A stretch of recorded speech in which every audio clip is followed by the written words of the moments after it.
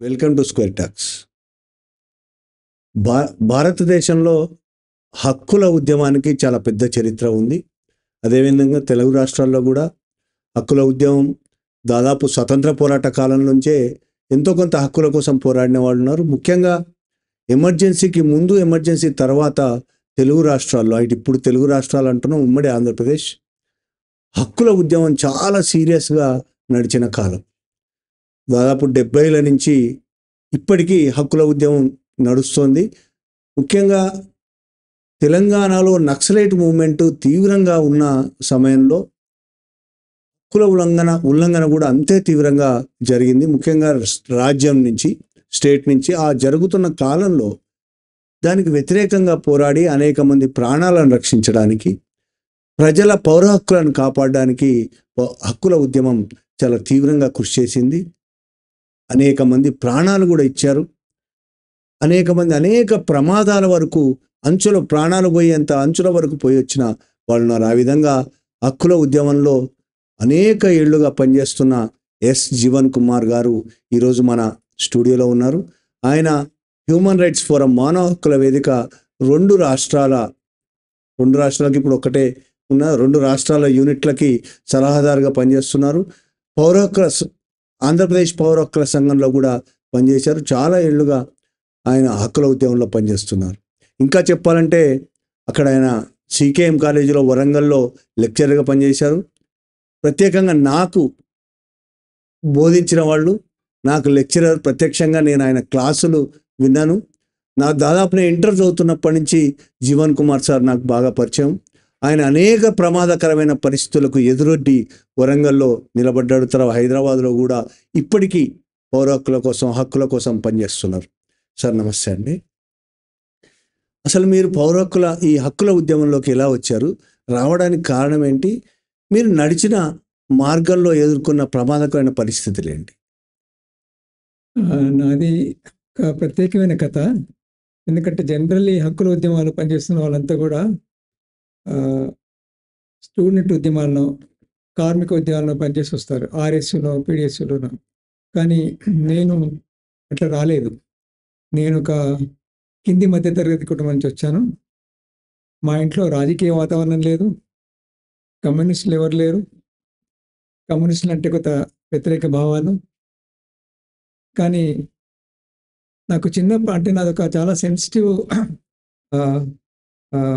Mind. ఏదైనా సంఘటన జరిగితే దాని గురించి బాగా ఆలోచిస్తాను. ఏమైనా కష్టాల్లో ఉంటే ఏమైనా నేను చేయగలను అనే ఒక భావన ఎప్పుడు ఉంటుంది. ఇది నన్ను డ్రైవ్ చేసినట్టుగా బాలగోపాల్ కూడా రాస్తున్నాడట. నా పర్సనాలిటీ నన్ను హక్కుల కార్యకర్తగా డ్రైవ్ చేసిన రాస్తున్నాడట. నేను చూడలేదు. నేను పుట్టి పెరిగిన గ్రామం, నా స్నేహితులు, అక్కడ ఉండే గ్రామంలో వాతావరణం, ఇవన్నీ కూడా నన్ను బాగా ప్రభావితం చేసింది. మా సొంత ఊరు పెద్దపెండి ఆలోచించడానికి, అక్కడ దొర ఒక వేలమ దొర నాకు. కానీ నేను హనంకొండలో భాగంగా ఉన్న వడ్డేపల్లిలో మా మేనమామ ఇంట్లో పెరిగాను. మా మేనమామకి పిల్లలు లేరు కాబట్టి నేను అక్కడే పెరిగాను. వడ్డేపల్లి పింగిలి వాళ్ళ సామ్రాజ్యం. దాదాపుగా 36 గ్రామాల మీద వాళ్ళ పెద్దరికం ఉండేది. మా తాతలంతా కూడా దాదాపు 7 తాతలు గడిలో పనిచేసేవారు. ఒకరు అకౌంట్స్ చూసేవాళ్ళు, ఒకరు వాళ్ళకు ఉండే ఇండస్ట్రీ చూసేవారు, ఒకరు నౌకర్ల మీద. అంటే 36 గ్రామాల్లో వ్యవసాయం, వాళ్ళకి 30 గ్రామాల భూములు. మా పూర్వీకులు కూడా కొంత గడిలో ఆడవాళ్ళు కూడా పనిచేసినట్టు నేను విన్నాను, నాకు తెలియదు. మా తాత ఇప్పుడు చెప్పినాడు. నేను కొంత మా కుటుంబాన్ని చేయడానికి ట్రై చేస్తే 3వ తరం వరకు ఆయన చెప్పగలిగాడు, తర్వాత ఎవరో తెలియదు అన్నాడు. అట్లా నేను గ్రామంలో 46 గదులున్న ఒక గడి, ఆ గడి దగ్గరలోనే మా ఇల్లు. ఆ దొరల జీవితాన్ని నేను చిన్నప్పటి నుంచి చూశాను. దొరసాని స్నానం చేస్తే మా చుట్టుపక్కల నుంచి ఒక 6-7 పోయి స్నానం చేయించేవాళ్ళు. జానకమ్మ దొరసాని, మా మామ గడిలో డ్రైవరు. ఆమె స్నానం చేసిన తర్వాత ఆమెను గుడికి తీసుకుపోయేవాడు ఓపెన్ టాప్ జీప్లో. AP 34 నాకు బాగా గుర్తుంది. ఆ రోజు వెహికల్స్ తక్కువ. పోతుంటే మేమంతా భయం భయంగా దొరసాని వస్తుంటే తలుపులు వేసుకునేవాళ్ళం, భయం భయంగా చూస్తుండేవాళ్ళం. అట్లా నేను ఫ్యూడల్ వాళ్ళ జీవితం ఎట్లా ఉంటుంది, వాళ్ళ కల్చర్ చూశాను. పన్నులు వసూలు చేయకుంటే కట్టే మనుషులు తీసుకొచ్చి కట్టేసేవాళ్ళు, కట్టేసే దొంగ చూసినాను ఆ దొర ఇంట్లో. అట్లాగే వీపు మీద రాయి పెట్టేవాళ్ళు, రాయి చూసినాను. దొరల పిల్లలు కాలేజీకి 4 బగ్గీల టాంగాలో కాలేజీకి వెళ్ళడం చూశాను. ఆ రోజుల్లోనే దొరల పిల్లలు అంటే పింగిల్ జగన్మోహన్ రెడ్డి గారు ఇక్కడ వైస్ ఛాన్సలర్గా పనిచేసి హైకోర్టు సుప్రీంకోర్టు జడ్జిగా ఉండే ఆయన ఆ రోజుల్లోనే వెళ్ళి ఇంగ్లాండ్లో చదువుకున్నాడు. అది నాకు తెలుసు. ఆయన పిల్లలు అందరూ ఆ రోజుల్లో స్కూల్ ఎడ్యుకేషన్కి ఇంగ్లాండ్కి వెళ్ళేవారు, అంత పెద్ద దొరలు పింగిల్ వారు. ఆ జీవితాన్ని నేను చూస్తున్నాను. గ్రామంలో ఉంటే మామూలుగా మేము ఇప్పుడు అప్పుడు తెలగాలనే వాళ్ళు, ఇప్పుడు మున్నూరు కాపు అంటున్నారు. నేను ఆ కులానికి చెందిన వాళ్ళు. చాలా పెద్ద స్నేహిత బృందం, గౌండ్లోళ్ళు, అట్లాగే బెస్తలు, దళితులు అందరు వీకర్ సెక్షన్సే. మా ఊర్లో రెడ్డి కుటుంబం ఒకటే, చాలా స్నేహితంగా ఉండేవాళ్ళం. అప్పటి నుంచే మా జీవితాలు ఇట్లా ఎందుకున్నాయి అనే ఒక ప్రశ్న నాకు వచ్చేది. అంటే పెద్ద కష్టపడ్డ జీవితం ఏం కాదు, అయినప్పటికీ కూడా వాళ్ళు అంత పెద్ద విలాసం అయితే ఆ రోజుల్లో నేను 1950s సంగతి చెప్తాను. 51లో పుట్టాను. 57, 58లోనే గ్రామ్ ఫోన్ చూస్తున్నాను దొరింట్లో. వాళ్ళ ఇంట్లో ఆ రోజు గ్రామ్ ఫోన్ ఉండేది. వాళ్ళు ఈ స్కర్ట్స్ వేసుకొని పైన కారిడార్లో డాన్సులు చేస్తుండేది. ఇవన్నీ చూస్తున్నాం. ఇవన్నీ అప్పుడు వింతగా అనిపించేది, కానీ కొంత నాకు సమాజం పట్ల అవగాహన పెరుగుతున్న కొద్దీ ఈ ఫ్యూడల్ సమాజం ఎట్లా ఉందని అర్థం కావడం మొదలైంది. దాని తర్వాత నేను అక్కడ 5th మా ఊర్లోనే మెడికల్ కాలేజ్ స్టార్ట్ అయింది. మా ఊర్లో దొర బంగ్లాలోనే దొరలు వెళ్ళిపోయినారు. దొరలు పూర్తిగా పూర్తి వినాశనం అయిపోయిన తర్వాత దొరంతా ఇంత డిస్టర్బ్ అయిపోయినారు. ఇంగ్లాండ్ పోయినారు, అమెరికా పోయినారు. ఒక్కడే ఉండేవాడు. తర్వాత వాళ్ళు పన్ను కట్టలేక దాన్ని ప్రభుత్వానికి అప్పగించారు. దాంట్లో మెడికల్ కాలేజ్ పెట్టిండ్రు. 1959లో అనుకుంటా. అప్పుడు నేను 3rd క్లాస్లో ఉన్నాను. ఆ మెడికల్ కాలేజ్ కూడా నేనే గవర్నర్కి నన్ను తీసుకెళ్ళి పూలదండ వేయించారు. ఆ మెడికల్ కాలేజ్ పెట్టినప్పుడు నేను చాలా సంతోషపడ్డాం. మా కాలేజీలో మెడికల్ కాలేజ్ వచ్చింది, మా పిల్లలు ఎవరు చదువుకుంటారేమని. కానీ ఆ కాలేజీలో మా వాళ్ళు ఎవరు చదువుకోలేదు. మా అన్నయ్యకు 4th బ్యాచ్లో సీట్ వచ్చింది. అప్పుడు 5,000 డొనేషన్, అది కట్టలేక చదవలేకపోయినాడు. అప్పుడే మాకు అనిపించింది మొత్తం first batch, second batch, third batch మొత్తం ఆంధ్ర వాళ్ళే. మా ఇంటి పక్కన ఆ మామింట్లో పేయింగ్ గెస్ట్గా ఉండేవాళ్ళు. వాళ్ళు బాగా బనాయించేవాళ్ళు. నేను మా అమ్మ సకినాలు చేస్తే తీసుకెళ్ళిస్తే, మీకు అనరాదురా, మీకు అసలు భాషనే రాదు, దాన్ని చక్రాలు అనాలి అని బనాయించినాడు. నేను 4th క్లాస్లో ఉన్నప్పుడు. అప్పటి నుంచే అసలు ఏంది ఈ మమ్మల్ని మాకు నిజంగా మాట్లాడరాదా, మా కల్చర్ రాదా, ఇట్లా ఆలోచనలు ఇవన్నీ. అంటే ఈ తెలంగాణ అస్తిత్వం గురించి ఆలోచనలు చిన్నప్పటి నుంచి వచ్చినాయి నాకు. అంటే తెలంగాణ రాష్ట్రం అనే ఒక అభిప్రాయం స్థిరంగా లేదు, కానీ ఏదో సంథింగ్ ఈజ్ రాంగ్. ఎందుకు వీళ్ళే చదువుకుంటున్నారు, ఎందుకు మా వాళ్ళు డాక్టర్లు కావడం లేదు అనేది. ఒక 3-4 మాత్రమే 3 బ్యాచ్ల వరకు కూడా 4 లోకల్ రెడ్డిస్, ఎవరైతే భూస్వామి రెడ్డిస్ మాత్రమే మెడిసిన్ చదివినారు. నేను 8th క్లాస్ వరకు అక్కడే చదివినాను, సుబేదార్ స్కూల్ వంటిని. దాని తర్వాత 9th వచ్చేసరికి మేము కుమార్పల్లిలో ఇల్లు కట్టుకున్నాం. దాన్ని ఇప్పుడు రెడ్డి కాలనీ అంటారు, అప్పుడు కుమార్పల్లి అనేవాళ్ళు. రెడ్డిస్ ఎక్కువ మంది ఉన్నారు కాబట్టి రెడ్డి కాలనీ అని పేరు పెట్టారు. అక్కడ ఇల్లు కట్టుకున్నప్పుడు నేను 9th క్లాస్ అప్పుడు నాకు కొంత ఈ సిపిఐ పార్టీతో కాంటాక్ట్లోకి వస్తుంది. సిపిఐ పార్టీ కాదు, మా పక్కనే దళిత వాడు ఉండేది, భగవాన్ దాస్ గారు అని మంచి కార్యకర్త. ఆయన పోలీస్ కానిస్టేబుల్గా సస్పెండ్ అయ్యి పూర్తి స్థాయిలో సిపిఐ పార్టీలో చేరాడు. వరంగల్లో ఉండే పరిస్థితిలో బాగా రౌడీయిజము, తర్వాత హైదరాబాద్ ఒక పెద్ద మనిషి, ఆయనది ఒక గ్యాంగు, ధర్మారెడ్డిది ఒక gang, Lashkar Bazaar gang, Kothur gang, మా వడ్డేపల్లి గ్యాంగు, వీటన్నిటి నుంచి ఆ కుమార్పల్లిని కాపాడింది భగవాన్ దాస్ గారు.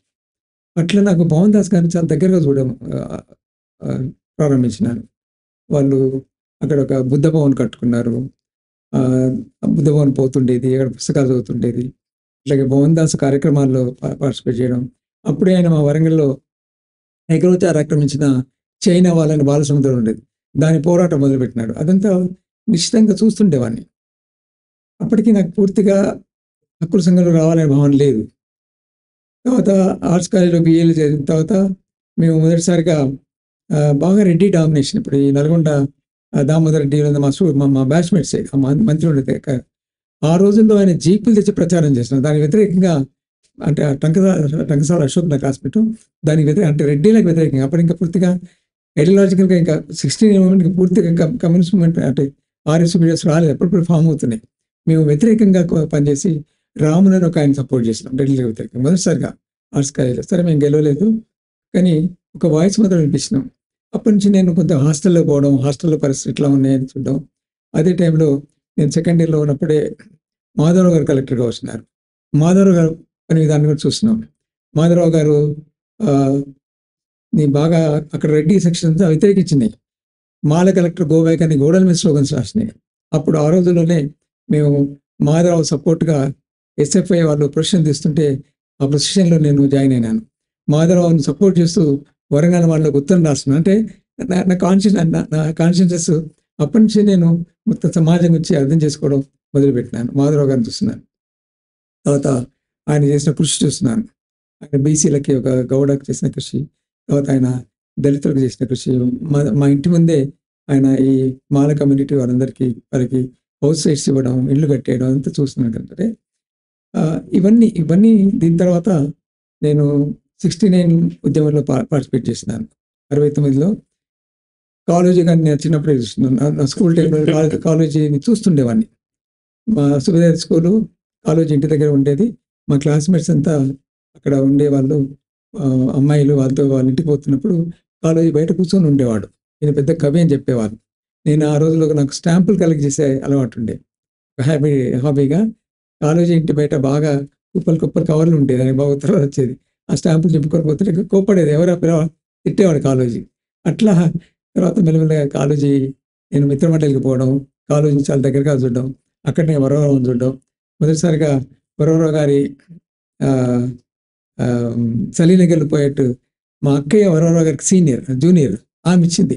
మా కాలేజీలో ఉంటాడు ఆయన, చాలా బాగా రాస్తాడు చూడు అని. సలీనగర్లు అప్పుడే జాయిన్ అయ్యాను BA ఫస్ట్ ఇయర్. నేను 12th క్లాస్ పట్టగా ఆమె BAలో ఉండి. అట్లా ఇవన్నీ జరుగుతున్న టైంలోనే నాకు నేనేమైనా చేయాలని ఒక తపన ఉండేది. అప్పటికే RSU ఫామ్ అయింది, PDSU ఫామ్ అయింది. నేను మార్క్స్ని చదవకపోయేది. మా క్లాస్లో కొంత PDS వాళ్ళు ఉండేవాళ్ళు. స్వరాజ్యం అని, తర్వాత మధు అని, టంకసాల అశోక్, వాళ్ళు గ్రూపులుగా మాట్లాడుతుండేవాళ్ళు. నేను ఎప్పుడైనా పోతే నీకేం అర్థం కాదు, నేను మార్క్స్ని చదవలేదు కదా అని కొంత చిన్న చూపు చేసేవాళ్ళు. నన్ను అన్నారు కూడా వాళ్ళు, నీకేం తెలుసు, కొత్త వాయిలెన్స్ని నేను అప్రిషియేట్ చేయలే అప్పుడు. నీకు తెలవదులే, నువ్వు మార్క్స్ని చదవలేదు, నువ్వు దాస్కెప్ట్ చదువు, అప్పుడు నీకు అర్థమైందని బనాయించాను. అప్పటికి నేను సుందరయ్య గారి పుస్తకం అంటే 47 స్ట్రగుల్ గురించి చదివాను. కుమార్పల్లి లైబ్రరీలో బుద్ధ భవన్లో సుందరయ్య రైతాంగ విప్లవం గుణపాఠాలు అనే పుస్తకం చదివాను. మదర్ చదివినాను. ఇట్లా సాహిత్యాన్ని అట్నే మిత్రమండలికి పోతుండేవాడిని. ఇట్లా అశోక్ పరిచయం. అశోక్ బాగా రాస్తున్నాడు. అప్పటికే అశోక్ వరంగల్ వాళ్ళలో రాసేవాడు. వరంగల్ వాళ్ళలో ఫుల్ టైం రిపోర్టర్ ఉండేవాడు. ఎవరింట్లో ఉండి భోజనం చేస్తూ చదువుకునేవాడు. ఈ పేదరికాన్ని బాగా చూసానండి. నేను పేదవాడిని ఏం కాదు, ఫాదర్ గవర్నమెంట్ ఎంప్లాయీ. అయినప్పటికీ ఇవన్నీ నా మీద బాగా ప్రభావితం చేస్తున్నాయి. దాని తర్వాత నేను అక్కడే 69 ఉద్యమంలో చాలా సీరియస్గా పార్టిసిపేట్ చేసినాం. ఊరికనే పోయి వైర్లు కట్ చేయడం, అట్లాగే అప్పుడు పాల డబ్బాలు కాలబెట్టడం అని చేస్తుండేవాళ్ళం. ఒకసారి ఈ సోమయాజుల పవర్ క్రషర్ అంట రోడ్లో ఉండేది. అది కాలబెడదామని పోతుంటే బందర్వాద బాగా కొట్టాడు. మా మందర CA ఉండేవాడు. విపరీతంగా కొట్టి మమ్మల్ని అందరూ తీసుకెళ్ళి అసన్పర్తిలో వదిలిపెట్టినాడు. అప్పుడు జైలు నిండిపోయినాయి. పాలిటెక్నిక్ జైలుగా వాడినారు. పాలిటెక్నిక్ నిండిపోయింది. వరంగల్ నిండిపోయింది. వరంగల్ జైలు అంతా నిండిపోయింది. మమ్మల్ని అందరినీ కూడా పిల్లలందరినీ ఒక 2 సార్లు మామూలులో వదిలిపెడుతుంది, నడిచి రావాలి అక్కడ, అది పనిష్మెంట్. అట్లా తెలంగాణ ఉద్యమంలో కూడా నేను పార్టిసిపేట్ చేస్తున్నాను. జయశంకర్ చూశాను, అప్పుడు అంత యాక్టివ్గా లేడు ఆయన. మరి 1-2 సార్లు కొండపల్లి సీతారామయ్య మాట్లాడడం విన్నాను. నేను ఒక 2 సంవత్సరాలు సెయింట్ గ్యాబ్రిల్స్ అయినాను. సెయింట్ గ్యాబ్రిల్లో వడ్డపిల్ల వంటగా అయినప్పుడు కొండపల్లి సీతారామయ్య మాకు టీచర్. నాకు టీచ్ చేయలేదు, హిందీ చెప్పేవాడు. సత్యమూర్తి మాకు టీచ్ చేశాడు. సత్యమూర్తి మాకు సోషల్ చెప్పేవాడు.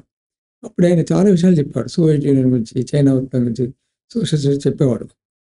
అట్లా అంటే ఈ విషయాలను వింటున్నాం, కానీ నేను ఏం చేయాలా అనే విషయం నాకే నిర్ధారణ రాలేదు. దాని తర్వాత నేను అక్కడే నాకు వరంగల్లోనే సీట్ వచ్చింది MA ఇంగ్లీష్. అప్పటికి కాకతీయ యూనివర్సిటీ రాలేదు ఇంకా. PG సెంటర్ మాది 4th, 5th బ్యాచ్ అనుకుంటా పీజీ సెంటర్. వెంకటరామయ్య గారు వైస్ ఛాన్సలర్ వచ్చారు, మొదటి వైస్ ఛాన్సలర్. నేను ఆ బ్యాచ్లో తర్వాత నాకు వరంగల్లోనే జాబ్ వచ్చింది. వరంగల్‌లో జాబ్ వచ్చింది. అప్పుడు ఇంగ్లీష్ టీచర్స్‌కి, కెమిస్ట్రీ టీచర్స్‌కి అప్పుడే ఇంటర్మీడియేట్ వచ్చింది. చాలా డిమాండ్. మాకు మా సీనియర్స్‌కి అయితే ఫైనల్‌లో ఉన్న క్లాస్ రూమ్‌కి అపాయింట్మెంట్ ఆర్డర్స్ వచ్చేది. క్లాస్ రూమ్‌కే. మాకు కూడా అట్లా వచ్చింది. కానీ మాకు మా సీనియర్స్‌కి వచ్చింది. మాకు కూడా వస్తుందని చెప్పింది. మా లిస్ట్ అంతా గవర్నమెంట్ తీసుకెళ్ళింది మాకు జాబ్స్ ఇవ్వడానికి. కానీ నాకు సీకేఎంలో జాబ్ వచ్చింది. నేను చాలా అంటే 6, 7 ప్లేస్‌లో వచ్చింది. నేను పాస్ కాగానే మా కాగజ్ నగర్‌లో వచ్చింది, ఖమ్మంలో వచ్చింది, ఈ జోన్‌లో అంతా కరీంనగర్‌లో వచ్చింది. అయినా నేను చేయలేదు. దానికి ఒక బలమైన కారణం మా ఫాదర్ ఎప్పుడు నన్ను "నువ్వు సీకేఎంలో ఎందుకు ఎయిడెడ్ కాలేజ్ కదా! అప్పటికి ఫుల్ ఎయిడ్ లేదు. జేఏలో జాయిన్ అయ్యాను. గవర్నమెంట్‌లో ఉంటే పెన్షన్స్ లేవు ఇంకా" అనేవాడు. కానీ నాకు ఒక బలమైన కారణం ఏంటంటే నేను జాయిన్ కావడానికి పోయిన రోజు, జాయిన్ అయ్యే ముందు ఒక నెల రోజుల ముందు అప్పటికి వరవరావు గారు జైల్లో ఉన్నారు. నేను నా సర్టిఫికేట్స్ వెరిఫికేషన్ ఇవ్వడానికి పోతే కాలేజ్ బాయ్కాట్ చేసినారు. వరవరావు గారిని రిలీజ్ చేయాలని. తర్వాత కొద్ది రోజులకు ఒక ఫంక్షన్ అయింది ఆ కాలేజీలో. నేను జాయిన్ అయిన కొద్ది రోజులకి. ఆ ఫంక్షన్‌లో కాలేజ్ యాన్యువల్ డే కానివ్వలేదు. వరవరావు అప్పుడు బాలనాథ్ కలెక్టరు వరవరావు గారిని విడుదల చేయాలని స్టేజ్ మీద చెప్పులు కట్టినారు, పోస్టులు చింపేసి. ఇవన్నీ చూసిన తర్వాత నేను ఎట్లయినా వరవరావుతో కలిసి పనిచేయాలా అని ఒక దృఢమైన నిశ్చయానికి వచ్చా. నేను వరవరావు పనిచేసే కాలేజీలో పనిచేయాలా. ఆయనను అసలు ఏంటి ఆయన? ఎందుకు ఇంత ప్రభావితం అయిన వ్యక్తిగా తయారైనాడు? ఆయన ప్రభావం ఎందుకు ఇంత? స్టూడెంట్స్ ఎందుకు ఇట్లా బాయ్కాట్ చేస్తున్నారు ఆయన గురించి? నేను తెలుసుకోవాలా? నేను ఇంత పని చేయాలని ఒక దృఢమైన నిశ్చయానికి వస్తున్నాను. అట్లా నాకు గవర్నమెంట్ జాబ్స్ వచ్చినప్పటికీ సీకేఎంలో స్థిరపడ్డాను. సరే ఎమర్జెన్సీ అంతా చూసాము. ఎమర్జెన్సీలో వీళ్ళంతా అరెస్ట్ అయినారు. ఎమర్జెన్సీకి ముందే వరవరావు గారు వచ్చారు. అప్పటికే నేను పౌరకుల సంఘం గురించి వింటున్నాను. 74 అంటే నేను మిత్రమండలికి పోతున్నాను కాబట్టి మహాప్రస్థానం చదవడం, తర్వాత సాహిత్యం బాగా చదవడం ఇదంతా చూస్తున్నాను. కానీ నేనేం చేయాలని ఒక నిర్ణయానికి రాలేదు నేను. మా వాళ్ళంతా కొందరు పీడిఎస్‌లో తిరుగుతున్నారు. మా స్వరాజ్యం, మధు వీళ్ళంతా పీడిఎస్ తిరుగుతున్నారు. కొందరు ఆర్ఎస్యు అని చెప్తున్నారు. కానీ నాకంత నిర్దిష్టంగా స్పష్టమైన అవగాహన లేదు. ఈ స్టూడెంట్ బాడీస్ నుంచి. జార్జెట్ హత్య ఫాలో అయినాను. వీళ్ళు కొంత ఏబీవీపీని వ్యతిరేకిస్తున్నారు, సమూలమైన సమాజ మార్పు కోరుతున్న విషయం తెలుసు. కానీ అంత లోతులో పోయి ఆలోచించలేదు. సీకేఎం కాలేజీకి వచ్చిన తర్వాతనే నేను అన్నీ ఆలోచించడం మొదలుపెట్టాను. వరవరావు గారు బయటకు వచ్చిన తర్వాత అంతకుముందే మేము వరంగల్‌లో ఒక ఫిల్మ్ సొసైటీ పెట్టినాం. మంచి సినిమాలు పెట్టి, సినిమాల మీద ఆరోగ్యకరమైన సినిమాలు పెట్టి చూపెట్టి దాని మీద డిస్కషన్ పెట్టడానికి స్టార్ట్ చేసినాం. అంటే వరంగల్‌లో వాతావరణం కూడా చాలా డెమోక్రటిక్ వాతావరణం. అప్పటికే ఐఈపీఏ ఉంది, Indian institute of public administration. Society for social science ఉంది. రెగ్యులర్‌గా మీటింగ్స్ అవుతుండేది. ఆ టైంలోనే మేము ఫిల్మ్ సొసైటీ పెట్టినాం. కే. సాజీ ప్రసాద్ దానికి ప్రెసిడెంట్‌గా ఉండి సినిమాలు చూడడం మొదలుపెట్టినాం. మంచి మంచి సినిమాలు, రచయిత సినిమాలు ఇట్లా. వరవరావు గారు వచ్చినాడు, కొద్ది రోజులకే మళ్ళీ అరెస్ట్ అయినాడు ఎమర్జెన్సీలో. అప్పుడే పరిచయం అయింది నాకు వరవరావు గారు. నాకు తెలుసు, అంటే చూసాను ఆయన్ను. ఇంటికెళ్ళి ఇప్పుడు చూడలేదు. బట్ నరసింహారెడ్డి గారు సార్ క్లోజ్ స్నేహితుడు. ఆయన చనిపోయినప్పుడు కొత్త అక్కడికి వచ్చినాడు. మిత్రమండలిలో కలుస్తుండేవాడు. 1-2 సార్లు ఆ రోజుల్లో జీవన్లాల్ గ్రౌండ్స్ అనేవారు, మున్సిపాలిటీ అక్కడ గ్రౌండ్ని. ఆ జీవన్లాల్ గ్రౌండ్స్లో మీటింగ్లో చూశాను. సదాలక్ష్మి మాట్లాడినప్పుడు వరవరావు మాట్లాడినాడు. ఇవన్నీ వింటున్నాను, ఇవన్నీ చూస్తున్నాను.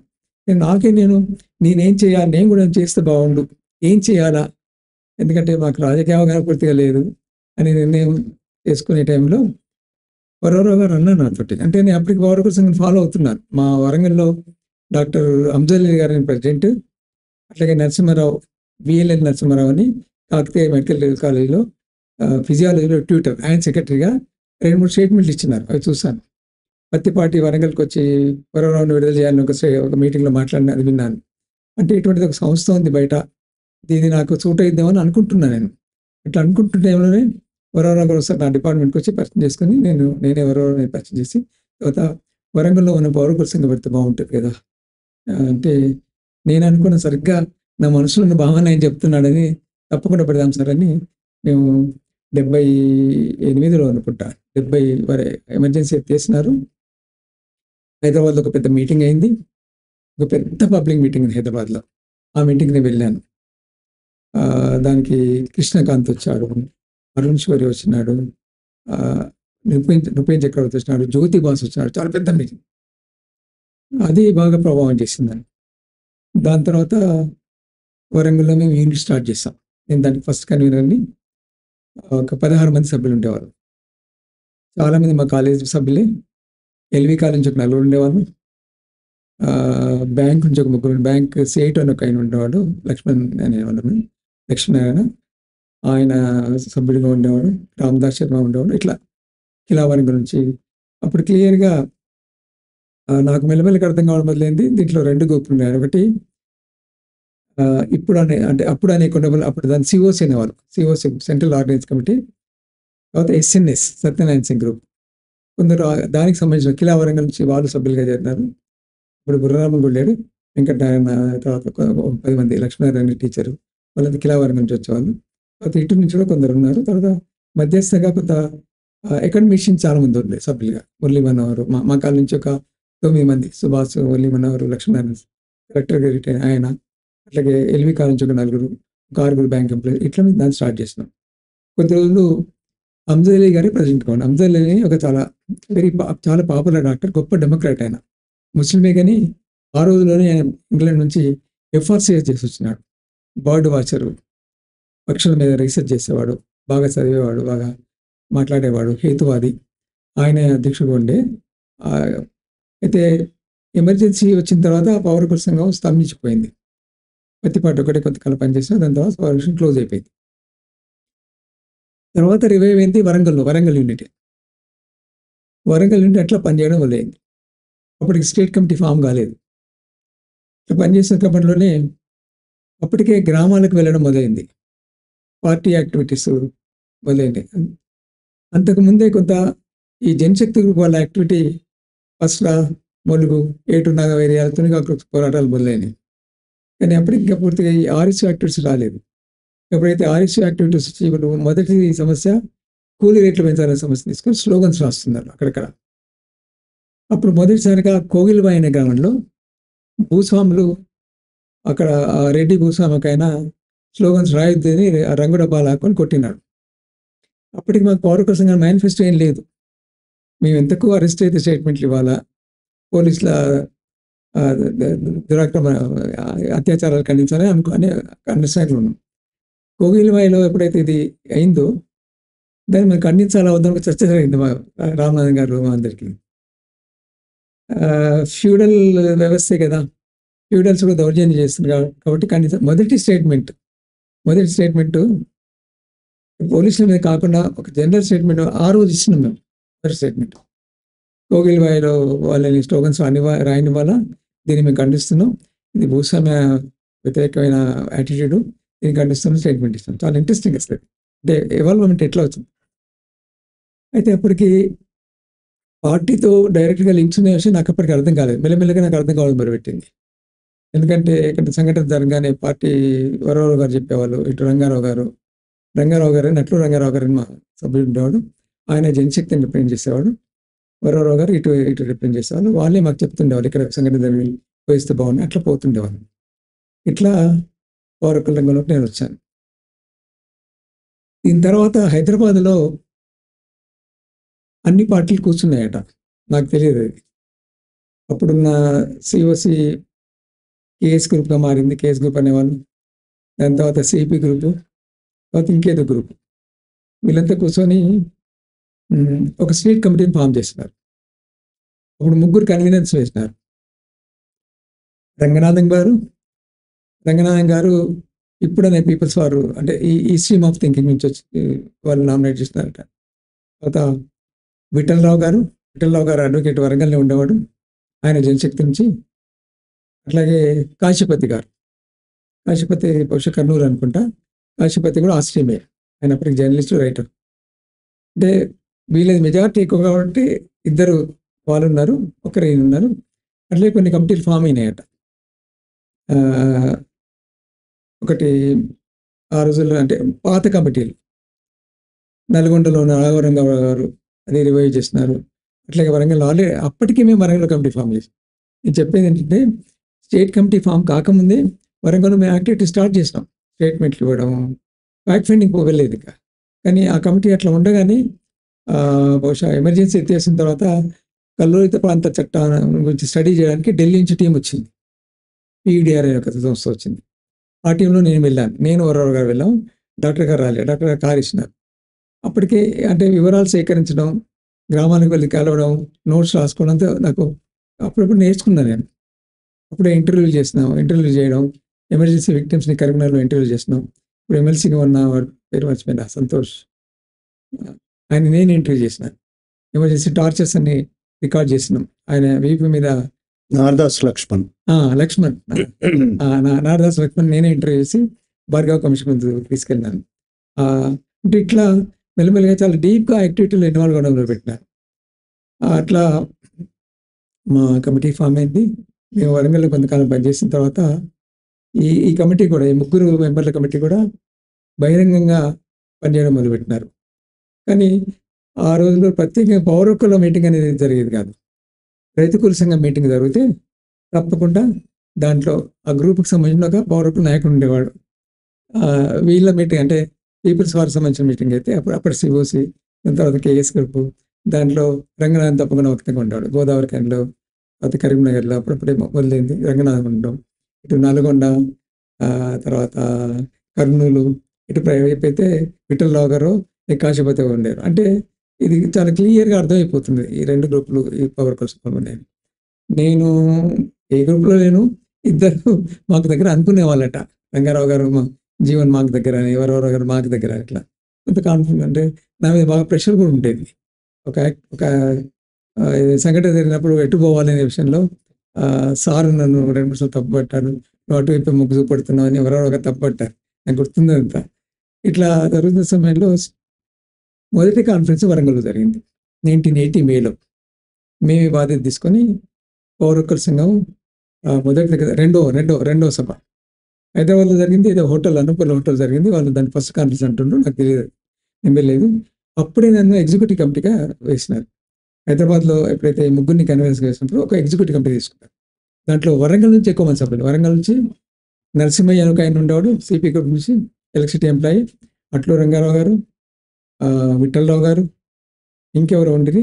నేను, డాక్టర్ రామనాథన్, 6 సభ్యులు మొత్తం స్టేట్ కమిటీలో వరంగల్ మెజారిటీ ఎగ్జిక్యూటివ్‌లో. అప్పటి నుంచే అంటే ఇది ఆవిర్భావించిన ఎగ్జిక్యూటివ్ మెంబర్‌ని. అంటే నా గురించి గొప్పలు చెప్పుకోవడం కాదు. కానీ అట్లా ఉండేది. అప్పటికే మేము పనిచేస్తున్నాం కాబట్టి సార్ వచ్చి చెప్పినాడు నేను ఎగ్జిక్యూటివ్ ఇచ్చేస్తున్నా అని చెప్పి. నన్ను అడగలేదు కదా సార్, లేదు నువ్వు బాగా పనిచేస్తున్నావు, నువ్వు ఉండవలసిందే. అట్లా ఎగ్జిక్యూటివ్‌లోకి వచ్చేసిన తర్వాత మేము వరంగల్‌లో మొదటి కాన్ఫరెన్స్ పెట్టాం. వరంగల్‌లో ఆకారపు నరసింహ గుడి అని ఒకటి ఉంది. ఆకారపులది ఆ తోటలో పెట్టాం. దానికి గోవింద్ ముకోటి గారిని ప్రధాన ఉపన్యాసంగా పిలిచినాం. ఆయన సుప్రీంకోర్టు జడ్జి ఆయన. ఆ సభలో కన్నబిరాన్ ప్రెసిడెంట్ అయ్యారు. అప్పటికి బాలగోపాల్ లేడు ఇంకా. హరగోపాల్ సభ్యుడిగా ఉండే. తర్వాత హరగోపాల్ సభ్యుడిగా అయినాడు. అది ఏర్పడిన తర్వాత మేము మొదటి ఫ్యాక్ట్ ఫైండింగ్ కమిటీ. అప్పటికే పార్టీ యాక్టివిటీస్ బాగా ఉధృతంగా మొదలైనాయి. పండితాపురం అనే ప్రాంతంలో ఒక ఫైరింగ్ జరిగింది. పండితాపురం ఖమ్మం దగ్గర దానికి మొదటి ఫ్యాక్ట్ ఫైండింగ్ వెళ్ళాం. దానికి తారకం గారు వచ్చారు హైదరాబాద్ నుంచి, కన్నబిరాన్ రాలేదు. మేమంతా వెళ్ళాం. వరంగల్ కమిటీ వెళ్ళింది. హరగోపాల్ గారు, ఆంధ్రజ్యోతి, విఎల్ నరసింహారావు, మేమంతా వెళ్ళాము. ఫ్యాక్ట్ ఫైండింగ్ చేస్తాం. అది మొదటి ఫ్యాక్ట్ ఫైండింగ్ కమిటీ. అట్లా యాక్టివిటీస్ బాగా ఇంటెన్సిఫై అయిపోయినాయి. టార్చర్స్ జరిగినప్పుడు వెళ్ళడం, మాట్లాడడం, స్టేట్మెంట్లు ఇవ్వడం, పోలీస్ స్టేషన్ కలెక్టర్ని కలవడం, ఆర్డీఓలను కలవడం, స్టేట్మెంట్ ఇదంతా ఇట్లా యాక్టివిటీ వదిలింది. బాలగోపాల్ గారు మమ్మల్ని చూస్తున్నాడు, నాకు తెలియదు. తర్వాత ఆయన నాకు చెప్పినాడు. అప్పుడు ఆయన బాలగోపాల్ ఆర్ఈసీలో ఉన్నాడు. నాకు ఆయన మేము సత్యజిత్ రే ఫిలిం సొసైటీలో కండక్ట్ చేసినప్పుడు ఆయన సత్యజిత్ రే సినిమా చూడడానికి వచ్చినాడు. మా మెంబర్ కాదు.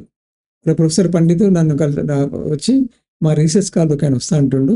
ఆయనకి రే సినిమా అంటే ఇష్టమట, తీసుకురావచ్చు అంటే తీసుకురండి సార్, ఒక 5 రూపాయలు తీసుకొని మేము అలవ్ చేస్తాను. 5 రూపాయలు తీసుకొని పతేరు పంచాలి సినిమాకు అలవ్ చేస్తాం. మేము 4 వేసినాం. సత్యజిత్ రే ట్రయాలజీ 3 సినిమాలు, ఆశాని సంకేత్, పతేరు పంచాలి, ఆశాని సంకేత్, ఇంకా 3 సినిమాలు ఉంటాయి. అన్ని వరుసగా వేసినాం. బట్ అన్నిటికి వచ్చినాడు మనం. అట్లా బాలగోపాల్ అందరికంటే ముందు వరంగల్లో బాలగోపాల్ పరిచయం అయినా. దాని తర్వాత మెల్లగా ఆయన ఈ సృజన్లో కేఎస్ రఘుల్కొని రాక్షస్ బుక్ రాసిన వ్యాసానికి స్పందనగా రాసినాడు. అట్లా అందరూ బాలగోపాల్ ఎవరైనా వెతకడం మొదలుపెట్టినారు. కొద్ది రోజుల తర్వాత బాలగోపాల్ని మేము కమిటీలోకి తీసుకున్నాం. తీసుకున్న తర్వాత మూడో కాన్ఫరెన్స్ వరంగల్లో జరిగినప్పుడు, ఖమ్మంలో జరిగినప్పుడు దాంట్లో బాలగోపాల్ సెక్రటరీగా ఎన్నికైనాడు. అప్పుడు బాలగోపాల్ లేడు. ఈ వరంగల్లో పరిస్థితి, వరంగల్లో ముఖ్యంగా మేము పనిచేసింది అంటే వరంగల్ పౌర సంఘం ముఖ్యంగా పనిచేసింది ములుగు, పస్రా ఆ ప్రాంతాల్లో జనశక్తి పార్టీ కూలీ రేట్ల కోసం, అంటే తునికాకు రేట్లు, బీడి కట్టెల రేటు కోసం జరిగే పోరాటాలు.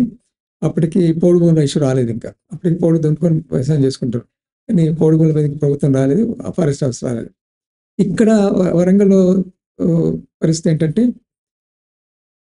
వరంగల్లో భూస్వాములు, వరంగల్ చుట్టుపక్కల గ్రామాలు హసన్పర్తి మండలం, ధర్మసాగర్ మండలం, హన్మకొండ మండలం, ఈ చుట్టుపక్కలంతా కూడా రెడ్డి భూస్వాములే, మోస్ట్లీ రెడ్డి భూస్వామి. అంతేకాకుండా టౌన్లో ఉన్న పరిస్థితి ఏంటంటే, టౌన్లో రౌడీ గ్యాంగులు, గుట్టకింది సారయ్య ఒక గ్యాంగ్, జితేందర్ సింగ్ ఒక గ్యాంగ్, కుమార్పల్లిలో తల్వార్ హంటర్ కుమారస్వామి, తల్వార్ కొమరయ్య, కొమ్మాల్ సారు, వీళ్ళది ఒక గ్యాంగ్. ఇవన్నీ గ్యాంగులు గొడవలు అవుతుండేది. ఈ గ్యాంగ్లన్నీ కూడా రకరకాల నాయకులు, కొందరు ధర్మారెడ్డి గ్రూప్ అయితే, కొందరు హైగ్రవచారి గ్రూప్, జితేందర్ సింగ్, అట్లాగే జెన్నీ ఒక గ్రూపు. వీళ్ళ రాజకీయాలు నడుస్తుండేది కానీ ఎప్పుడైతే ఈ పార్టీ ఫార్మేషన్ అంటే మెల్లమెల్లగా ఆర్ఎస్యూ ఫామ్ అయ్యి, ఆర్వైఎల్ ఫామ్ అయ్యి, పార్టీ యాక్టివ్స్ మొదలైనవి, ఇవన్నీ తగ్గిపోయినాయి, పూర్తిగా తగ్గిపోయినాయి. అది చాలా మంచి పరిణామం. అది నేను చూస్తున్నాను ఎట్లా. దాన్ని ఇప్పుడు ఒక పుస్తకం రాస్తున్నాను. ఇట్లా గ్రామాలలో వీళ్ళు తీసుకుంది కూలీ రేట్లు పెంచాలనేది, కూలీ రేట్లు పెంచాలి. చాలామంది మంగళవాళ్ళు వచ్చి కలిసినారు నన్ను. మమ్మల్ని అప్పటికి ఇంకా ఈ దొరల ఇంట్లో పెళ్ళి అయితే నాయి బ్రాహ్మణ మంగళాయన కాళ్ళు తీసుకెళ్ళి పనిచేయ ఒక అనుమవుతుంది. అది నేను రిప్రజెంట్ చేస్తాను పార్టీకి. అది ఒక అబ్బాయి చెప్పిన సార్, ఇంకా ఆయనది మీదికొండ దగ్గర ఒక గ్రామం, మీదికొండ దగ్గర బాగా యాక్టివిటీ మొదలైంది. రమణ అక్కడి వాడే.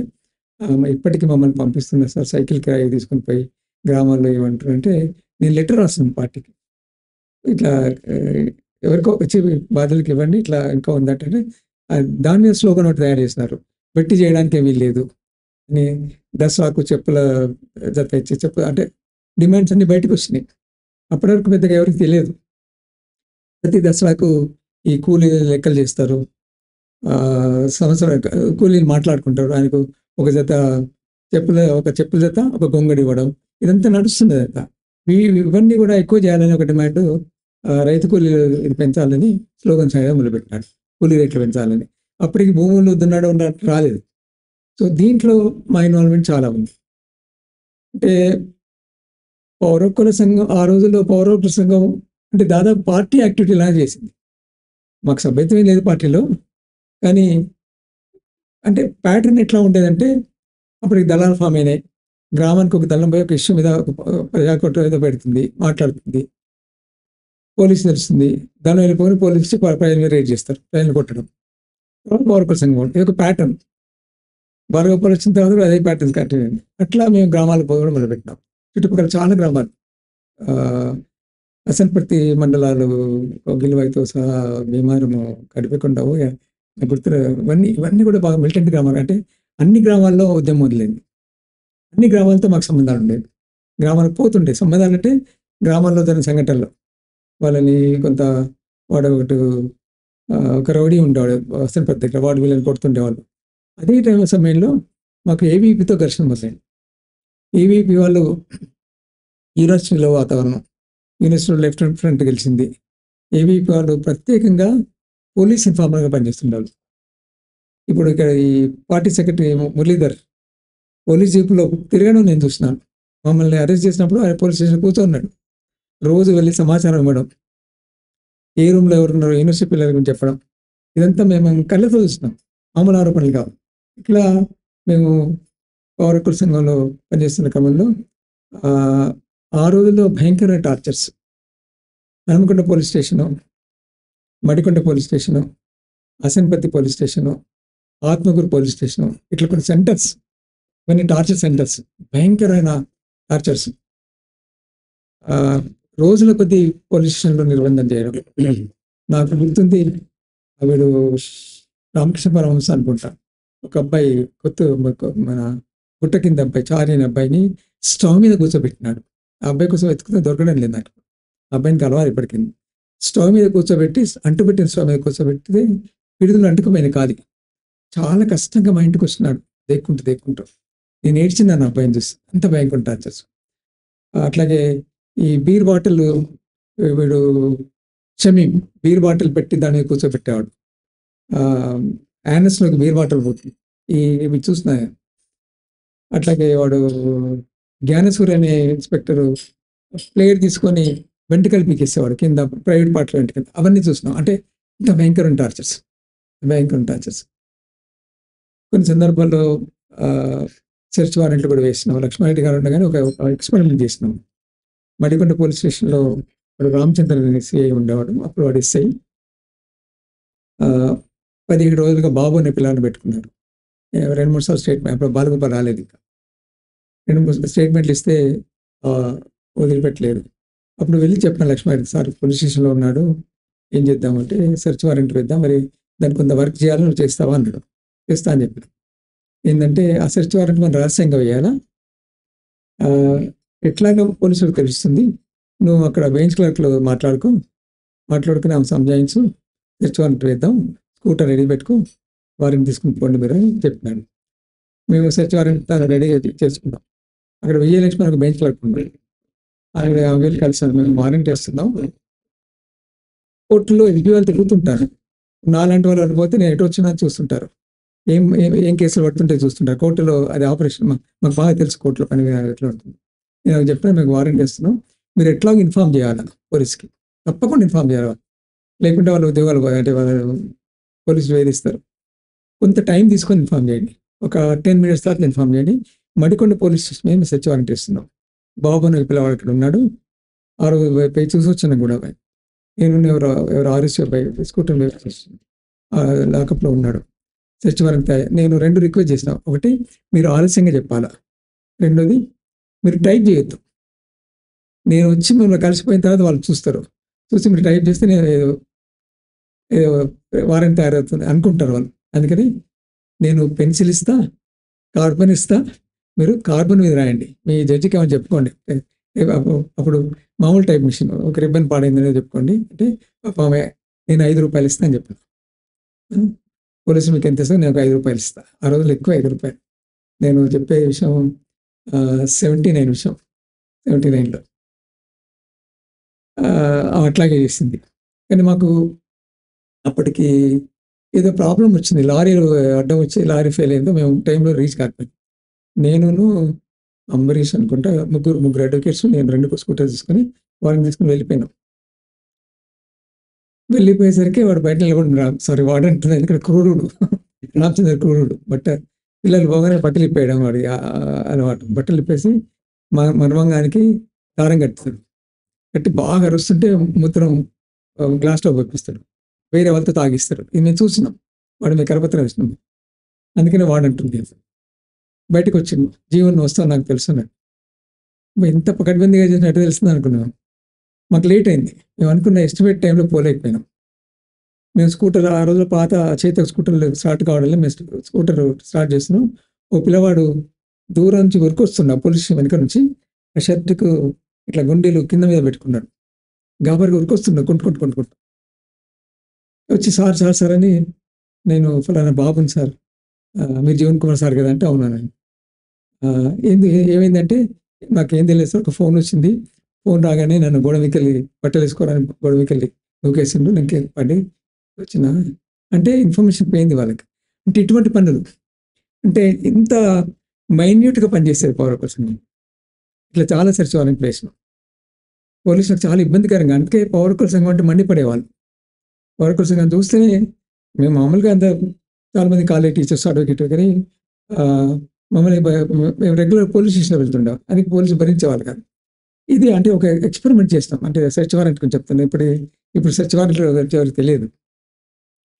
ఇట్లా అవుతున్న క్రమంలో ఇంకొక కేసు నేను ఇక్కడ చెప్పాలా, ఇల్లీగల్ అరెస్ట్ బాగా అవుతుండేది. అంటే స్టేట్ కమిటీ ఫామ్ కాకముందే బత్తిని సోమయ్య అని ఒక ఆయన మహబాద్లో పోలీసులు తీసుకెళ్లారు. ఆయన ఒక కేసు కూడా, ఆయన రౌఫ్ గ్రూప్ సంబంధించిన గౌడ కమ్యూనిటీ నకిరికల్ దగ్గర ఆ గ్రామం, పాలడుగు అనే గ్రామం. 20 రోజులు పెట్టుకున్నారు. ఆయనకు లాయర్ ఖమ్మంలో ఉండేవాడు. అట్లాగే రాఘవ రంగారావు గారు పౌరకులంగా ఉండేప్పటికీ ఆయన స్టేట్మెంట్ కూడా ఇచ్చారు. ఆయన రిలీజ్ చేయలేదు. ఆయన తల్లి, తాత కాలేజీకి వచ్చారు. వచ్చి వరవరావుని కలిసినారు. ఎవరో హైదరాబాద్లో మీరు సికెం కాలేజీకి వెళ్ళండి, అక్కడ వరవరావు ఉంటాడు, అక్కడ జీవన్ కుమార్ గారు ఉంటాడు, ఆయన కూడా కలవండి, వాళ్ళని ప్రయత్నం చేస్తాను. వాళ్ళు వస్తే మేము చూసాం పేపర్లని. అప్పటికి హెబియస్ కార్పస్ వేశారు. పత్తిపాటి కార్డు చూపెట్టినారు వాళ్ళు. ఈసారి పంపిస్తున్నారు పత్తిపాటి వెంకటేశ్వర కార్డు, మాజీ ఏపీసీఎల్ సెక్రటరీ అని. చూస్తే అప్పటికి 22 రోజులు గడిచింది. అది ఆయన నేను సార్ చంపేసి ఉంటారు, 22 రోజులు అయింది. అప్పటికి బాగా చంపుతున్నారు, రహస్యంగా చంపడం జరుగుతుంది. మరి మహబాద్లో అయితే బాగా చాలా సీరియస్ ఉంది పరిస్థితి. అంటే ఏదో చెప్పి పంపిస్తున్నారు, వాళ్ళు పోలేదు సార్. దాని గురించి బాగా కృషి చేసినాం, ఏపీసీఎల్స్ చాలా కృషి చేసి ఆ అబ్బాయిని బయటికి తీసుకొస్తున్నాం. 45 రోజుల తర్వాత నేను చాలా, అంటే నా గురించి గొప్పలు చెప్పుకోవడం కాదు, కానీ మెజిస్ట్రేట్ని కలిసిన వెళ్ళి. మెజిస్ట్రేట్ ప్రోటోకాల్ ప్రకారం కలవకూడదు, కానీ నేను తప్పేం చేయడం లేదు కదా. వాళ్ళ కోర్టులో మాయమైన ఒక మనిషి గురించి పోయి అడుగుతున్నాను, తప్పే ఉంది, వెళ్ళి కలిసినాను. మొత్తానికి ఆ మెజిస్ట్రేట్ ఆయనతో బయటకు తీసుకొచ్చినాం. దాని ఆధారంతో అంకురం సినిమా తీశారని చెప్పుకున్నారు. ఉమామహేశ్వర గారు తీశారని చెప్పుకున్నారు. అంటే ఇంత ఇదిగా చేసేవాళ్ళం. రెండో సంఘటన మేము వెళ్ళింది బలపాల్లో నాగేశ్వరరావు అని, మేలచేరు నాగేశ్వరరావుని చంపినారు పోలీసులు. అమృతరెడ్డి అని భూస్వామి చంపారు. దానికి కన్నబరాన్ గారు వచ్చారు.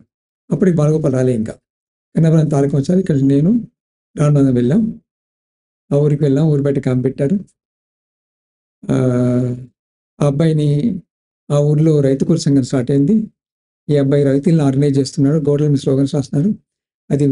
అది భరించలేక భూస్వాములు ఈ అబ్బాయిని చంపేస్తున్నారు. మామూలుగా చంపలేదు, ఆయన అరెస్ట్ చేసినాడు. వాడు సిఆర్ మూర్తి అని సిఐ, వాడికి 60,000 రూపాయలు ఇచ్చి లాకప్లో తీసుకెళ్ళి వీళ్ళ జేబులో తీసుకెళ్ళి చంపేసినారు. దాని ఫ్యాక్ట్ రెండో ఫ్యాక్ట్ అండి. అది చాలా సీరియస్ సంఘటన. ఏం చేయలేకపోయినా, మాకు ఎవిడెన్స్ దొరకలేదు. కృష్ణమూర్తి గారు ఎస్పీ, నేను కన్నబరాన్ అందరికి ఎస్పీ దగ్గర పోతే ఎస్పీ బాగా గొడవ చేసినాడు. బాగా సీరియస్ ఆర్గ్యుమెంట్ జరిగింది. మొదటిసారిగా ఎస్పీని కలిసాను నేను కన్నబరాన్తో సార్. ఇట్లా అన్నిట్లో కూడా మేము ఫ్యాక్ట్ ఫైండింగ్ చేయడం, రిపోర్ట్లు రాయడం, స్టేట్మెంట్లు ఇవ్వడం ఒక పనిగా పెట్టుకున్నాం. తర్వాత బాలగోపాల్ వచ్చిన తర్వాత అయితే ఇక పవర్ఫుల్ సంఘం ఇంకా బాగా బలపడింది. ఆయన చాలా సిస్టమేటిక్గా పనిచేయడం మొదలుపెట్టినాడు. ఆయన చేసిన మొదటి పని ఏంటంటే, పవర్ఫుల్ సంఘంలో పార్టీకి సంబంధించిన వాళ్ళు ఎవరు ఉండకూడదు, కొంత డెమోక్రట్స్ బిల్డ్ చేద్దామని వరరావు గారు చెప్పినారు. మీరు మీ పరిశ్రమలో ఉండండి, మీరు విమర్శ కార్యక్రమాలు తీసుకుని దీన్ని కొంచెం వదిలిపెట్టండి చెప్పినట్టు నాకు తెలియదు. అంతకుముందు కేవీ రమణారెడ్డి, ఎల్సెల్ సంపస అందరూ మా పౌరకుల సంఘం ఆరోగ్య సభ్యులే. కానీ వీళ్ళందరూ మెల్లమెల్లగా దూరం అయిపోయినారు. పౌరకుల సంఘాన్ని బాగా బిల్డ్ చేసినారు. దాంట్లో ఆయన నాకు నిర్మించింది, నేను బాలగోపాల్ నుండి నేర్చుకుంది పాత రిపోర్ట్ చూపెట్టినాను నాకు. మేము పండితాపురం రిపోర్ట్ రాసినప్పుడు 3 రోజులు చర్చ చేసి రాసినాం. అది సృజనలో వేసినారు. అప్పుడు మేము రిపోర్ట్లు రాసేదంటే, మేము ఒక ఫ్యాక్ట్ ఫైండింగ్ అయినప్పుడు పార్టీ మాకు విషయం చెప్పేది, ఇక్కడ ఈ పోరాటం జరుగుతుంది, ఈ పోరాటం జరిగినప్పుడు మేము యాక్టివిటీ చేస్తున్నాం, తర్వాత ఇది జరిగింది నిర్బంధం, కాబట్టి మీ నివేదికలో పోరాటం గురించి కూడా రాయాలా అని మాకు ముందు మాటగా పోరాటం గురించి ఉండేది. ఏటూ నాగరం పోతే అక్కడ వీళ్ళు రైతు కూలి సంఘం వాళ్ళు ఈ తున్కాకు పోరాటం చేస్తుండ్రు, బీడికట్టలు పోరాటం చేస్తున్నారు, ధర్నా చేస్తున్నారు, ఇదని చేస్తుండ్రు. అప్పుడు పోలీస్ స్టేషన్ కొట్టినారు. అట్లాగే ఇది కూడా వస్తుంది. ఇటు కూడా వీళ్ళు కూలీల రేట్లు పెరగాలని పోరాటం చేస్తున్నారు, పెట్టి నిర్మూలన అంటున్నారు, అట్లాగే గుంగళ్ళు ఇవ్వాలని అంటున్నారు, 2 చెత్త, ఇదంతా రాసేవాళ్ళు రిపోర్ట్లో. బాలగోపాల్ ఏం చెప్పినంటే, మనం ఇది పవర్ఫుల్ సంఘం ఆబ్జెక్ట్గా ఉండాలి, మనం ఫ్యాక్ట్స్ తోటే we should depend on facts and events. సంఘటన కొంచెం రాస్తాము, ఇక్కడ ఆందోళన జరుగుతుంది, దాంట్లో పోలీసులు వెళ్ళినారు, లాఠీ చార్జ్ చేస్తున్నారు, కొట్టినారు, అరెస్ట్ చేస్తున్నారు, టార్చర్ చేస్తున్నారు, కానీ events are important for us. Event ఏ క్రమంలో జరిగినవి అనేది రాయాలా. అక్కడ జనరల్గా మేము చూసిన అనుభవాల్లో ప్రజాకోర్టు అయినప్పుడు తప్పకుండా వెళ్తుండే. ప్రజాకోర్టు చూసాం మేము. ఆయన కొంత మార్చినాడు. అప్పటి నుంచి పౌర హక్కుల సంఘ రిపోర్టు నివేదికలు పబ్లిష్ చేయడం. తర్వాత మేము స్వేచ్ఛ పత్రిక బాలగోపాల్ రాకముందే వరంగల్లో గోడ పత్రిక మొదలుపెట్టింది. చాలా మంది తెలియదు ఇది. ఇప్పుడు మేము తర్వాత వచ్చిన బులెటిన్ గోడ పత్రిక భాస్కరరావు గారు ఇనాగ్రేట్ చేసినారు. ఒక గోడ పత్రిక 16 బాబురావు గారు మా మెంబర్ ఉండేవాడు కేఎంసీలో. ఆయన చెల్సాన్ ప్రసాద్ అని ఒక మెంబర్ ఉండేవాడు. వాళ్ళు ఆ బాధ్యత తీసుకున్నారు. అది పీడిఎస్ వెళ్ళారు వరంగల్, వాళ్ళు రాసేవాళ్ళు. మేము వరంగల్లో 16 చోట్ల ఈ పత్రిక వేసేవాళ్ళం. వారానికి ఒకసారి వచ్చేసి వచ్చా ఎక్కడెక్కడ అరెస్టులు జరిగినాయి అని దాంట్లో పోలీసు పత్రికలు టార్గెట్ చేసిన తర్వాత పత్రిక వేయలేదు. మేమే వెళ్ళేసేది. లై తయారు చేసుకొని చిన్న డబ్బా పట్టుకొని పత్రికలు వేసేది. చాలా చాలా ఆశ్చర్యం అసలు. ఆ రోజుల్లో మేము గోడ పత్రిక నడిపిస్తున్నాం వరంగల్లో. ఇట్లా తర్వాత బాలగోపాల్ వచ్చిన తర్వాత ఈ హక్కుల రంగాన్ని విస్తృతం చేయాలనేది నిజానికి మేము వరంగల్లో చేస్తున్నాం. అది బాలగోపాల్ రాకముందే 77లో ఉప్పెనకి వెళ్ళాం. రామనాథన్ గారితో వెళ్ళాను నేను, సార్ కూడా వరవరావు గారు వస్తుంది. నేను 15 రోజులు రామనాథన్ గారితో క్యాంప్ నడిపించిన అక్కడ. వరంగల్ అంతా తిరిగి మెడిసిన్స్ కలెక్ట్ చేసినాం. కొంత డబ్బు తీసుకుపోయి దివిసీమ వరకు పౌర సంఘం పోయింది. విరసం వాళ్ళు కూడా వస్తున్నారు. సృజన్లో 3-4 పుస్తకాలు రాస్తున్నారు. అది అంటే ఈ యాక్టివిటీ విస్తృతం చేయడం అనేది. తర్వాత మేము వరంగల్లో అన్ని స్కూళ్ళకు ఉత్తరాలు రాసినాం. మీ స్కూల్లో ఎంతమంది టీచర్స్ ఉన్నారు, మీ స్కూల్లో టాయిలెట్లు, ఆ రోజుల్లో టాయిలెట్స్ ఉన్నాయా లేదా అని కార్డ్స్ రాసినాం. దాని తర్వాత 45 రోజులు డాక్టర్ల సమ్మె జరిగింది. ఎంజేఎం ఎదురుగా మేము టెంట్ వేసి క్లినిక్ నడిపించినాం. ఓపీ నేను కాలేజీ పోతే కూర్చునేవాడిని. అప్పుడప్పుడు ప్రతిమ కూర్చొని పేర్లు రాస్తుండేది. వచ్చిన వాళ్ళ లిస్ట్ తయారు చేసినాం. మేము డాక్టర్లు వ్యతిరేకం కాదు, ప్రభుత్వం కలిగించడానికని పేషెంట్లకు ఇబ్బంది అవుతుంది కాబట్టి క్లినిక్ అంటే అంత జనరల్ యాక్టివిటీ. సరే బాలగోపాల్ ఇంకా విస్తృతపరిచాను కానీ అప్పుడే మేము అంకురం జరిగింది. అంతేకాకుండా చాలా ఇంట్రెస్టింగ్ విషయం, చాలా మంది తెలియదు, నేను రాస్తున్నా ఇప్పుడు. ఎంజిఎం దగ్గర ఒక టెంపుల్ ఉంది. ఆ టెంపుల్ విశ్వ హిందూ పరిషత్ కంట్రోల్లో ఉండేది. బండారు చంద్రమేశ్వరరావు, బండారు నాగభూషణరావు దానికి చైర్మన్ వైస్ చైర్మన్. ఆ టెంపుల్ ప్రీస్ట్కు పెరాల్సి వచ్చిందో లేక చనిపోయి ఏమైంది, ఆయన వైఫ్ పూజారిగా చేయడం మొదలుపెట్టింది. వీళ్ళు వద్దని నిర్బంధం, ఆమె ఖాళీ చేయమని బాగా నిర్బంధం పడితే ఆమె వెళ్ళి డాక్టర్ గారిని కలిసింది. సార్ నాకు ఎవరు లేరు ఇక్కడ, నన్ను ఖాళీ చేయమంటారు, నా భర్త చనిపోయినాడు, నాకు 2 పిల్లలు ఉన్నారు, ఇక్కడ స్కూల్ చదువుతారు, నేను పూజ, నా భర్త చేసే పూజ నేను చేస్తున్నాను అంటే దాని మీద మేము వర్క్ చేసినాం. అప్పుడు బాలగోపాల్ వచ్చిండు. దాని మీద వర్క్ చేసి దాని మీద స్టేట్మెంట్ ఇచ్చి వాళ్ళని కలిసిన వాళ్ళు ఎట్టి పరిస్థితుల్లో హిందూ మతం ఒప్పుకోదని చెప్పిన ఆ రోజుల్లో వినండి. నేను 82-83 విషయం చెప్తున్నాను. ఆ రోజుల్లో హిందూ మతాన్ని దీన్ని ప్రశ్నించినాం. నేను బాలగోపాల్ వచ్చి ఇక్కడ ఎండోమెంట్ కమిషన్ కలిసి ఒక రూలింగ్, ఒక ఆర్డర్ తీసుకొచ్చి లేడీ కూడా పూజారిగా ఉండొచ్చు అని ఒక ఆర్డర్ ఇచ్చినాం. అంత కృషి చేసిన పౌర హక్కుల సంఘం. చాలా మందికి ఈ విషయాలు తెలియదు. అందరు ఏదో పోలీసులు వ్యతిరేకిస్తారు అనుకోండి, కాదు. ఇట్లా పౌర హక్కుల సంఘం బాగా వరంగల్ బేస్డ్గా బాగా డెవలప్ అయింది. అంటే 80s తర్వాత చాలా ప్రమాదకరమైన పరిస్థితులు ఏర్పడ్డాయి. తర్వాత మీరు వరంగల్ నుంచి బయటకు వచ్చే పరిస్థితి వచ్చాయి. చాలా మంది చనిపోయారు. డాక్టర్ రామనాథం వరంగల్లో, జాపా లక్ష్మారెడ్డి. బాలగోపాల్ గారు హక్కుల సంఘానికి వచ్చిన తర్వాత సంఘంలో నిర్మాణం ఒకటి, కార్యక్రమాల మీద చాలా ఫోకస్ చేస్తున్నారు. ప్రతి జిల్లాలో తప్పకుండా పౌర హక్కుల సంఘం ఉండాలా, దానికి ఒక స్ట్రక్చర్ ఉండాలా, ఒక ప్రెసిడెంట్, ఒక సెక్రటరీ, ఒక సహాయ కార్యదర్శి, ఒక ఎగ్జిక్యూటివ్, అట్లా రాష్ట్రం అంతా తిరిగి, నేను కూడా చాలా ప్రాంతాలు తిరిగినాను, రాష్ట్రం అంతా తిరిగి అన్ని జిల్లాలలో పౌర హక్కుల సంఘాన్ని నిర్మించినారు. ఎంత పెద్ద నిర్మాణం అంటే దాని తర్వాత ఎన్హెచ్ఆర్సి ఎన్కౌంటర్ల మీద ఎంక్వైరీకి వచ్చినప్పుడు ఎన్హెచ్ఆర్సి చైర్మన్ పేరు మర్చిపోయి ఆయన అన్నాడు, బాలగోపాల్ కాలించుకొని, Balagopal here is a hope for humanity, Balagopal you are hope for humanity అని. ఇంత పెద్ద సంస్థ ఎక్కడ లేదు. ప్రతి జిల్లాలో ఒక committee, every violation is recorded, lockup death, ఎన్కౌంటరా, టార్చరా, ప్రతిదీ రికార్డ్ చేసి ఒక నివేదిక తయారు చేయడం, ఒక పత్రిక నడపడం, అవన్నీ పత్రికలో రాయడం. ఇంత పెద్ద సంస్థ ప్రపంచంలో లేదని చెప్పిండు ఆయన. ఉన్నాయి ఎక్కడెక్కడ సంస్థలు ఎన్‌జిఓ లాంటివి. ఇంత నిబద్ధతతో పనిచేస్తుంది. అంటే అంత బిల్డ్ చేస్తున్నారు సంస్థ. అంటే చేస్తున్న క్రమంలో అది పోలీసులకు చాలా ఇబ్బందిగా తయారైంది పవర్‌కొస్తుంది. చాలా ఎన్‌కౌంటర్‌లు బాగా మొదలైనాయి. పెద్ద ఎత్తున ఎన్‌కౌంటర్‌లు. ఎన్‌కౌంటర్ సంబంధించి పెద్ద లిస్ట్ ఉంది నా దగ్గర.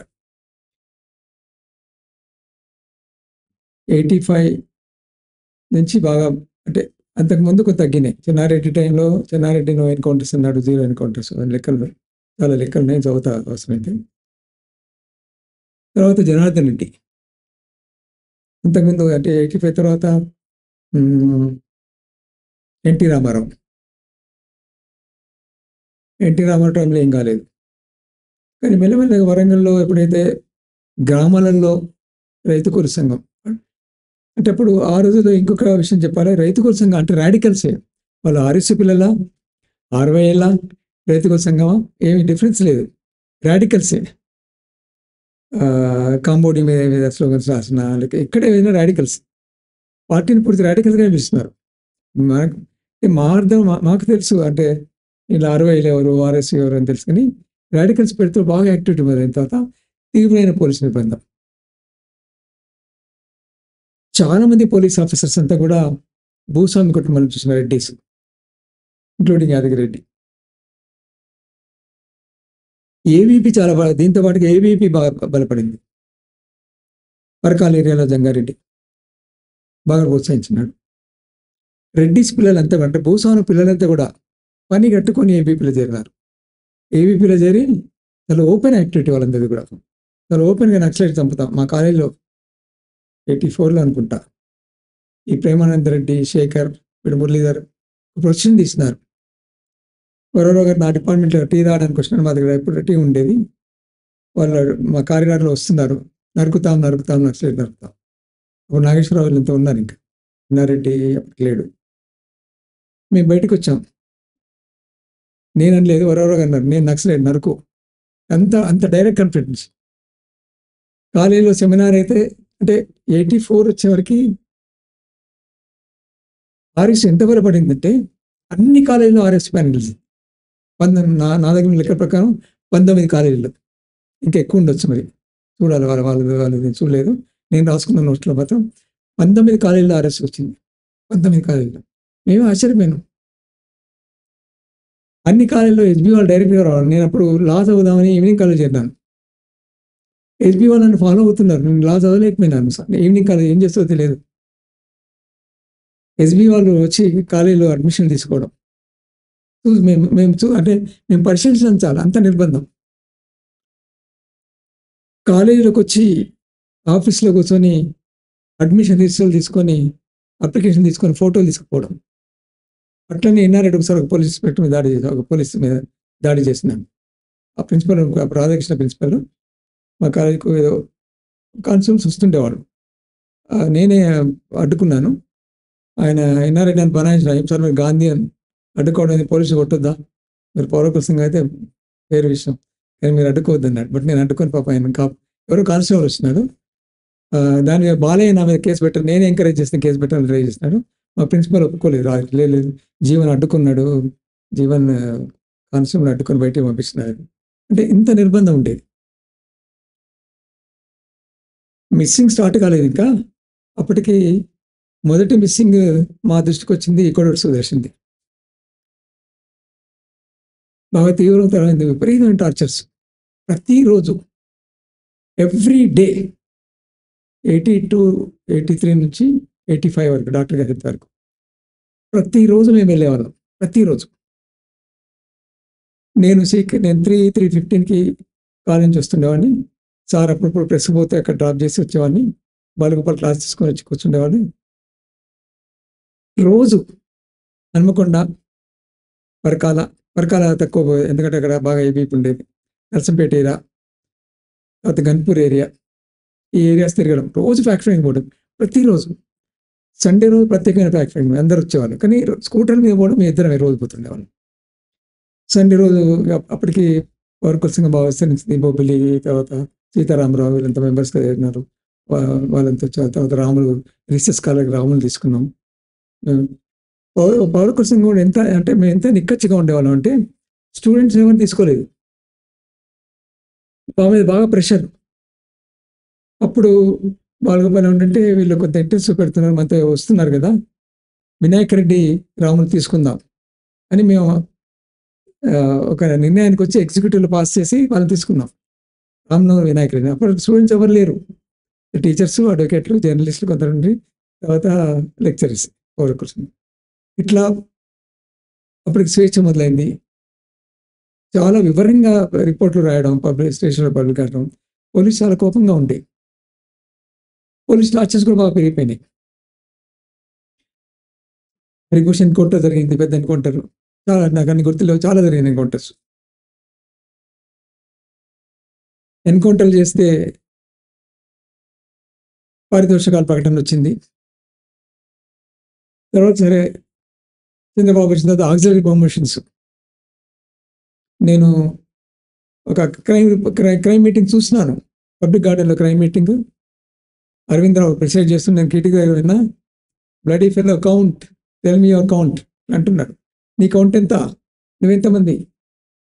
ఆ విశ్వనాథన్ ఒక ఇన్స్పెక్టర్ బ్రాహ్మణ్, ఈయన బంధువే ఇప్పుడు ఈ మంత్రికి, ఈ బాబుకి మంత్రి ఆయన, బయటకు వచ్చి శ్రీధర్ బాబు బంధువే, మంచివాడు. ఒక ఎన్కౌంటర్ డిఫర్ అయినాడు ఆయన. బాగా తిడుతున్నాడు, ఏం రా నువ్వు ఎందుకు రా నీ పుట్టక అని తిడుతున్నాడు. బయటకు వచ్చి నువ్వు విన్నావా చేయమన్నాడు. విన్నా, ఏడ్చినాడు, నన్ను ఎన్కౌంటర్ చేయమంటున్నాడు. అంటే ఇట్లా ఉండేది వాతావరణం. నువ్వు బ్రాహ్మణ పుట్టుకబట్టి నువ్వు ఎన్కౌంటర్ చేయవా అంటున్నాడు. వాడు బ్రాహ్మణ, నేను బ్రాహ్మణి, ఇట్లా మాట్లాడుతుంటారు జీవన్, నువ్వు విన్నావా అని బాగా ఏడ్చింది ఆయన. విశ్వనాథ్ చేయలేదు, నాకు తెలిసి 3 కేసులు డిఫర్ అయినాడు విశ్వనాథ్. కొంత మంచి ఆఫీసర్ ఉంది, సుదర్శన్ ఒక డిఎస్పీ, ఎన్కౌంటర్ డిఫర్ అయినాడు. మేము మంచి ఆఫీసర్లు చూసినాం.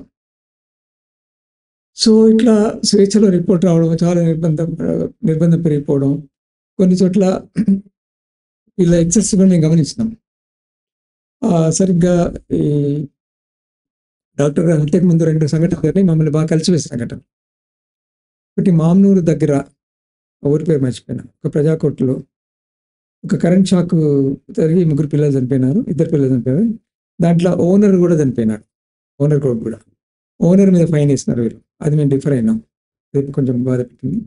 తర్వాత ఉల్లిగడ్డ దామని పక్కన ఊరి పేరు మంచి ఊరుగుండ అనుకుంటా, అక్కడ ఒకరి తల తీసి భార్య చేతిలో పెట్టినారు. ఇవన్నీ బాగా డిస్టర్బ్ చేస్తున్నాం. అప్పటికి మేము ఇంకా ఖండించలేదు, బట్ బాగా వింటున్నాం. మేము అన్నీ బాగా మార్పులు వస్తున్నాయి, బాగా అంటే నిర్బంధం పెరుగుతుంది. వీళ్ళ యాక్టివిటీ కూడా చాలా తీవ్రంగా, అంటే అది రెడ్ లైట్ ఏరియా ఊరుంది, ఆ ఊరి పేరు మర్చిపోయినా, వంగపాడు మీద దాడి, వాళ్ళని కొట్టడం వీళ్ళు. దాన్ని మేము దీని తర్వాత పోలీసులు పోవడం, పోలీసులు కూడా మన వాళ్ళని కొట్టడం, వేషవృత్తి చేయొద్దని వీళ్ళు అనడం, కొంత అక్కడ అవగాహన లోపం ఉన్నది అనిపించింది. సరే అదని తర్వాత మాట్లాడతాను. ఇట్లా అంటే యాక్టివిటీ, అసలు ఏ సమస్య అంటే ఎట్లా వచ్చిందంటే పరిస్థితి, ఏ సమస్య అయినా వీళ్ళకి చెప్తే తీరిపోతుంది అదే పరిస్థితి. చాలా ఆశ్చర్యం. అంటే నేను కూడా ఈ ఉద్యమంతో చాలా నేర్చుకున్నాను. అంటే ఒక విషయాన్ని ఎట్లా చూడాలా, మా కాలేజీలో చూసుకుంటే నేను స్టూడెంట్స్ అడ్వైజర్ని.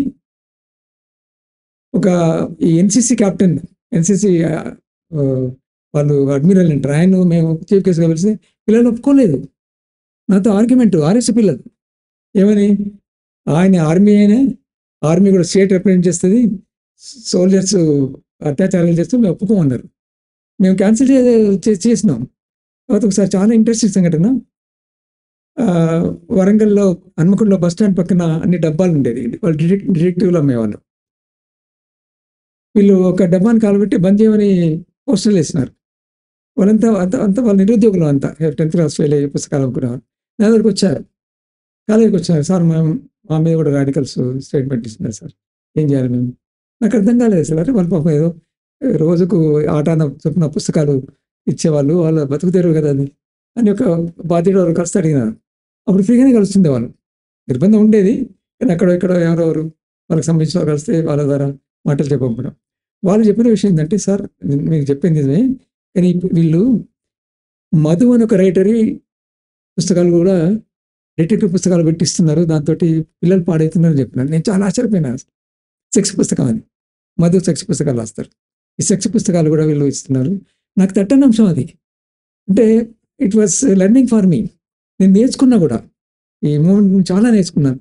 అంటే ఫుల్ గ్రౌండ్ మ్యాన్ కావడానికి నేను చాలా, అంటే నా ఆలోచన పరిధిని పెంచుకోవడానికి ఉద్యమం చాలా పనిచేస్తాను. అట్లా టైలర్స్, అప్పుడు బిపిఆచార్య కలెక్టర్ అనుకుంటా, టైలర్స్ బంద్ కాలిచ్చినారు వీళ్ళు.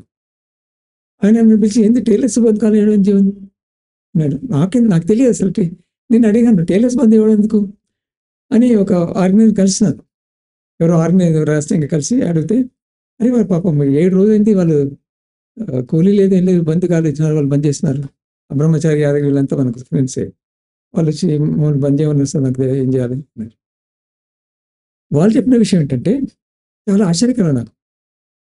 అంటే ఎంత నిశ్చితంగా సమస్యలు పరిశీలించినారు వీళ్ళు. రెడీమేడ్ షాప్స్ వచ్చినాయి సార్.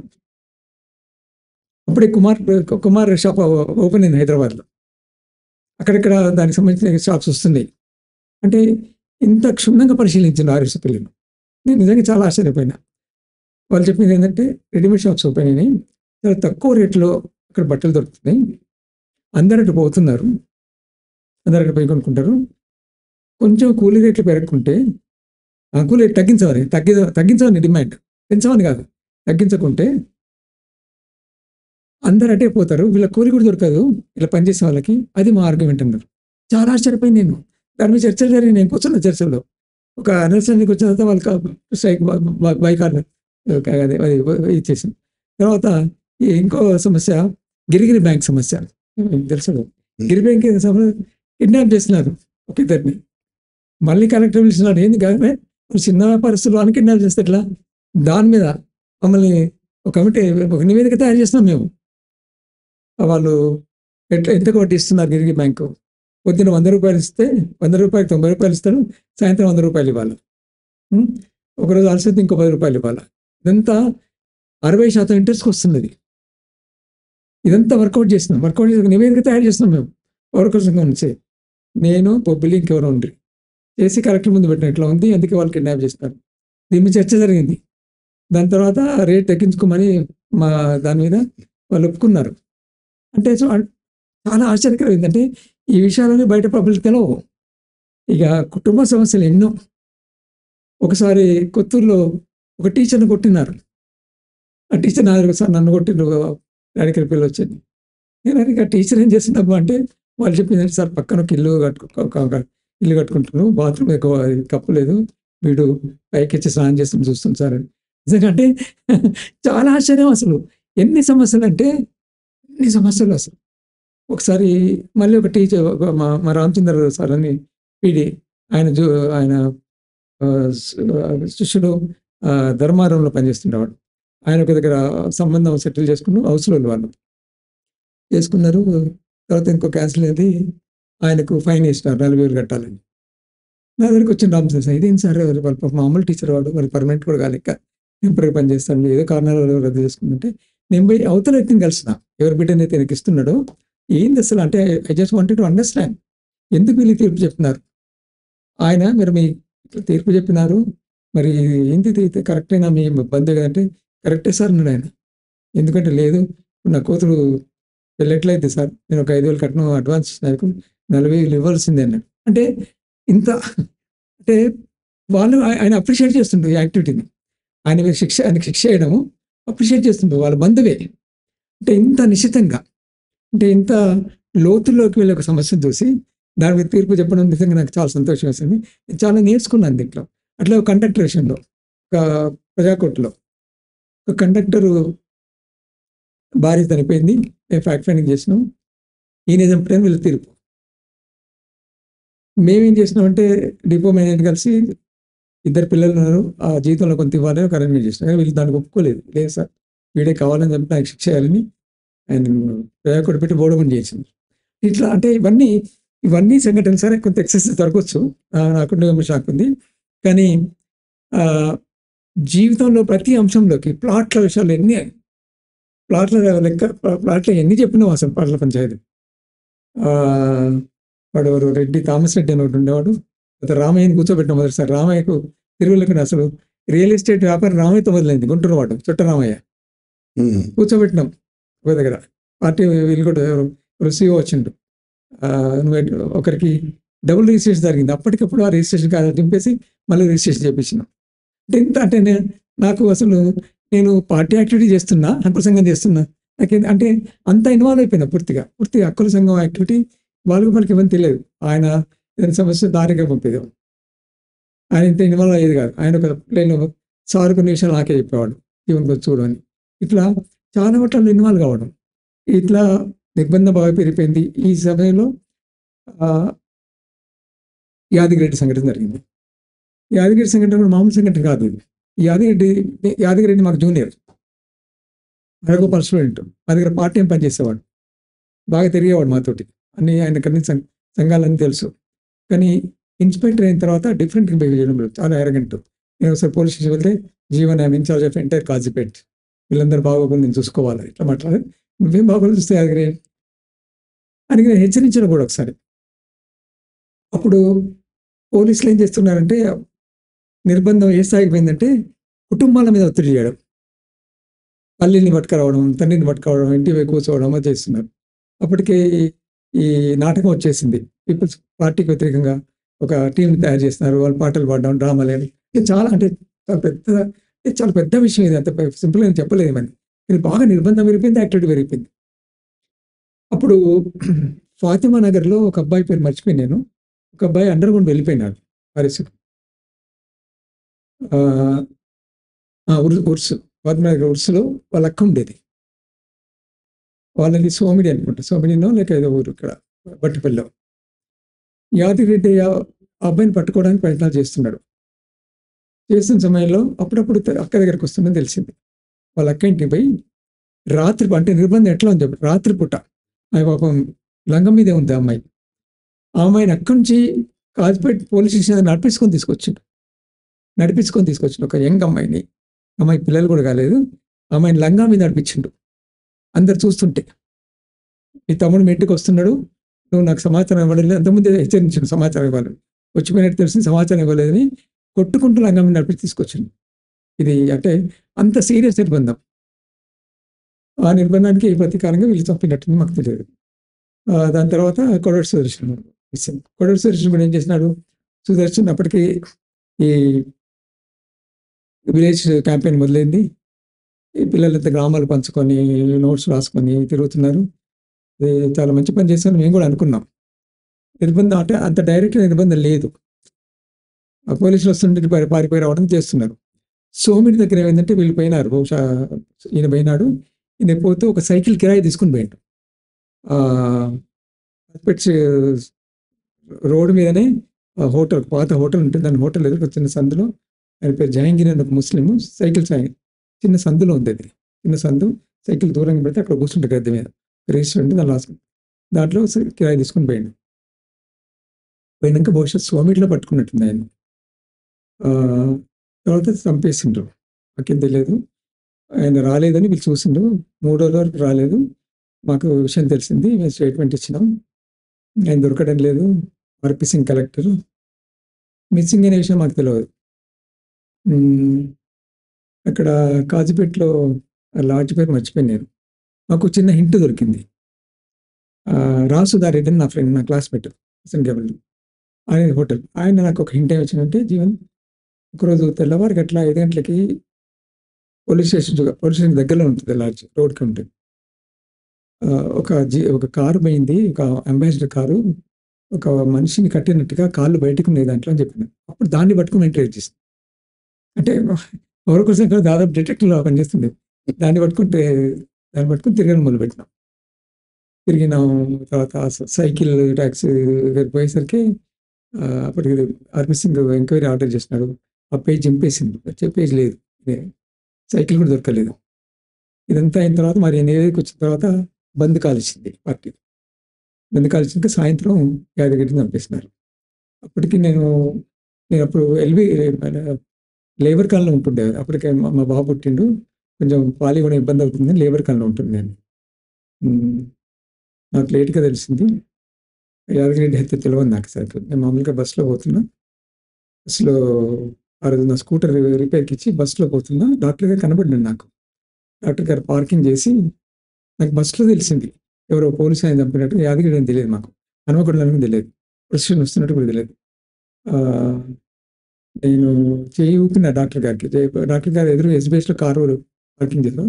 రివర్స్ తీసుకుంటున్నా. నన్ను చూడలేదు. దిగిండు. కారు డోర్ ఏస్తున్నాం. చెయ్యి ఊపి మళ్ళీ వస్తా అనుకుంటూ పోయినా. నేను సెకండ్ క్లాస్ తీసుకుంటున్నా. సార్ వచ్చిండు. ఇట్లా జరిగింది. హత్య జరిగింది. ఇది. అంత నిర్బంధం. ఆ నిర్బంధం తర్వాత సరే వరవర గారు బలగపల్లి వచ్చేసిండ్రు. నాకు ఏం చేయాలో తెలియదు. ఉండాలా వద్దా అసలు అంటే డాక్టర్ గారిని చంపేశారు ఆ రోజు. చంపేసిండ్రు. తెల్లవారి డాక్టర్ గారి హత్య జరిగింది. క్లినిక్‌లో పోలీసులు యాదగిరెడ్డి శవాన్ని పోస్ట్‌మార్టం తర్వాత యాదగిరెడ్డి ఆయనది మహబూబ్ దగ్గర ఏదో ఊరు. వాళ్ళన్న వెంకటరెడ్డి సీఐ వరంగల్‌లో, ఖమ్మంలో. ఆయన కూడా పొజిషన్‌లో ఉన్నట్టు మాకు తెలిసింది. ఆ పొజిషన్ వస్తున్నది మామూలుగా స్లోగన్స్ ఇచ్చుకుంటే సివిల్ డ్రెస్‌లో ఉన్నారు అందరూ. ముందటనే ముందు జనకరాజు డీఐజీ ఉన్నాడు. వెనక అరవిందరావు ఉన్నాడు. వీడు డీఎస్పీ చంద్రమోహన్ ఉన్నాడు. బాలయ్య అనుకుంటా, రామకృష్ణ పరమహంస అనుకుంటా. ఆయన వీళ్ళంతా మాకు అవర్స్ తెలుసు. మాకు అన్నీ చెప్పినారు. వాళ్ళంతా ఉన్నారు. డాక్టర్ గారి క్లినిక్ జైపీఎన్ రోడ్‌లో క్లినిక్ దాటి కొంచెం పొజిషన్ ముందుకు పోయింది. వెనుక సివిల్ డ్రెస్‌లో ఉన్నారు. వెనుక ఉన్న వాళ్ళ గ్రూపు పోయి డాక్టర్ గారిని కాల్ చేసింది. కాల్ చేసి దీంట్లో జాయిన్ అయినాం. ఏమైంది కూడా తెలియదు. చాలా టైం పట్టింది తర్వాతకి. సైలెన్స్‌తో కాల్చుకున్నాం. ఆ అంటే యాదగిరెడ్డి తెల్లవారి పొజిషన్ జరిగింది. డాక్టర్ గారి బాడీ తీసుకున్నారు. వెంటనే నేను వరవర గారు వెళ్ళాం.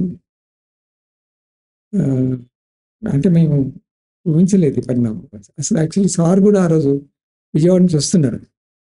సారు ఆటో దిగి వస్తున్నాడు. అప్పటికి ఆయనకు తెలియదు. తోవలో తెలుసు సార్‌కి. సార్ మామూలుగా వెళ్ళిపోయినాడు కాలేజీకి. పోయేసరికి కాలేజీలో తెలుస్తుంది మాకు ఈ విషయం. దాని తర్వాత నిర్బంధ రూపం మళ్ళా వేరుగా ఉండేదిక. ఇప్పుడు వాడు హన్మకొండ డీఎస్పీ సత్యనారాయణ. వాడు చాలా క్రూయల్ ఫెలో. డాక్టర్ గారు చనిపోయినాక 5 నెలలకో, 6 నెలలకో రామకృష్ణ, సుబ్బారావు కదా! నాగేశ్వరరావు ఎన్కౌంటర్ జరిగింది. వాళ్ళేదో మడికొండలో దగ్గర చందాడడానికి వెళ్ళినట్టుగా పేపర్‌లో వచ్చింది. వాళ్ళని ఎక్కడో పట్టుకొని వచ్చి అప్పుడు హంటర్ రోడ్‌లో ఒక పోలీస్ ఇది ఉండేది. పోలీస్ దాంట్లో వాళ్ళిద్దరిని చంపేసినారు. దాని తర్వాత బాగా రూమర్ స్ప్రెడ్ చేసినాడు ఆయన. నేను అందరికీ గౌరవంగా చెప్పాను. నేనే చంపినా అని చెప్పుకున్నాడు బయట అందరి ప్రెస్ వాళ్ళకి. ఇప్పుడు ఇండియన్ ఎక్స్‌ప్రెస్‌లో రామకృష్ణ అని ఒక రిపోర్టర్ నాకు ఫ్రెండ్ ఆయన. ఆయనతో అన్నాడట, జీవన్ ఇట్లా నేనే చంపినని పార్టీకి సమాచారం అందించినట్టు తెలిసింది. కాబట్టి నేను జీవన్ ఉంచను అని అన్నాడండి. ఆ రిపోర్టర్ మా ఇంటికి వచ్చి మా బాబుకి చెప్పిండు. అంటున్నారంటే ఏం చేయలేదు, ఏం చేయాలో తెలవదు. ఎవరు లేరు, నేను ఒక్కడినే. అప్పుడు రాములు ఇంకా రంగంలోకి రాలేదు. అట్లా రంగారావు గారిని కలిసినాను. కలిసి సార్ ఇట్లా ఉంది, ఏం చేయాలి నేను అంటే అండర్ గ్రౌండ్ వెళ్ళిపోన్నాడు ఆయన. నేను పవర్ సంఘంలో పనిచేస్తాను సార్. నేను కుటుంబాన్ని కాలేజీని కలిసిన. కాలేజీ ఇట్లా అంటున్నారు ఆయన. చావు అన్నాడు. కాలేజీ అంతే. జీవన్ కుల సంఘం అంటే మామూలు కాదు. గెట్ కిల్డ్ అనే చచ్చిపోన్నాడు. నేను ఇంత దాకానే పోతా, ఇటు పోను, ఇది ఫిలాసఫీ కాదు, చివరిదాకా పోవాలి నువ్వు ఇట్లనే. సరే అట్లా అన్నాడు. ఎన్నో అందరి రోజు బాగా ఏడ్చిండట జీవన్ ఇట్లానే. ఇప్పుడు ఏం చేయాల్సి వస్తలేదు. అప్పుడు ఇక్కడ ఒక డిప్లొమా కోర్సులో అప్లై చేసుకొని నేను హైదరాబాద్కి వచ్చినాను. ఇది లాసప్ పే మీద. నేను త్రూ డిపార్ట్మెంట్ అప్లై చేయలేదు. త్రూ డిపార్ట్మెంట్ అప్లై చేస్తే మాకు ఆన్ డ్యూటీ శాలరీ వస్తుంది. నేను తప్పనిసరి వరంగల్ వదిలిపెట్టే పరిస్థితి. అప్పుడు నన్ను అరెస్ట్ చేసినారు. అరెస్ట్ చేసి కొట్టినారు. అప్పుడు నన్ను అరెస్ట్ చేసి ఎందుకంటే ఒకటి ఇది ప్లస్ పస్రాలో ఒక లాకప్ డెత్ జరిగింది. చాలా ఇంట్రెస్టింగ్ స్టోరీ అది. మేము స్వేచ్ఛలో రాసాను. ఒక అబ్బాయి ఒక అమ్మాయి లవ్ చేసినాడు.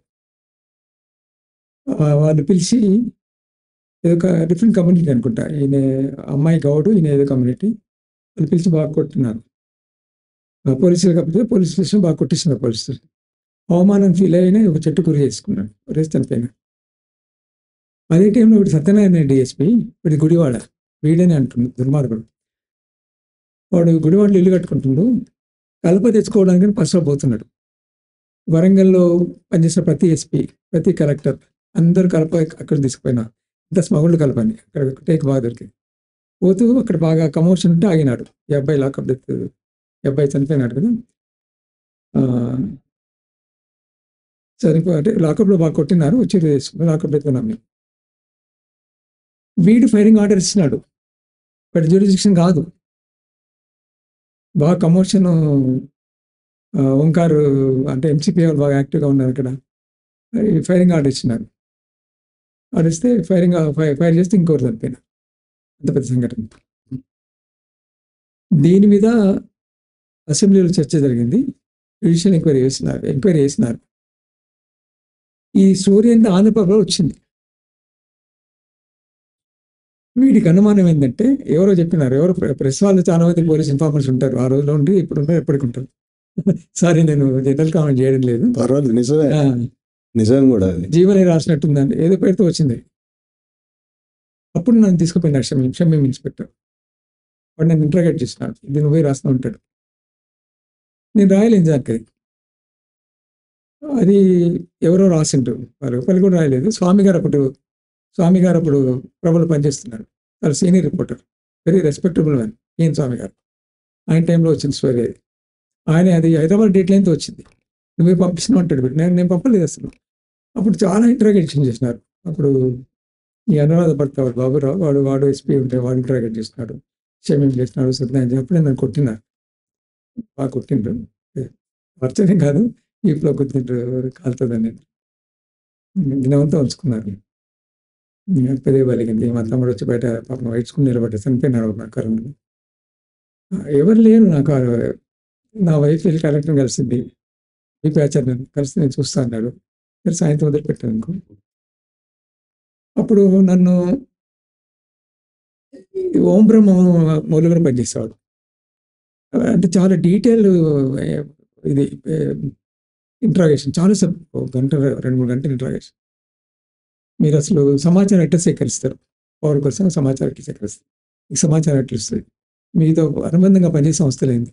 అప్పుడు చెప్పినాను నేను, రకరకాల సంస్థ టీచర్స్ యూనియన్స్ ఉంటాయి, హేతువా సంఘాలు ఉంటాయి, రకరకాల వాళ్ళు మాకు సమాచారం ఇస్తారు.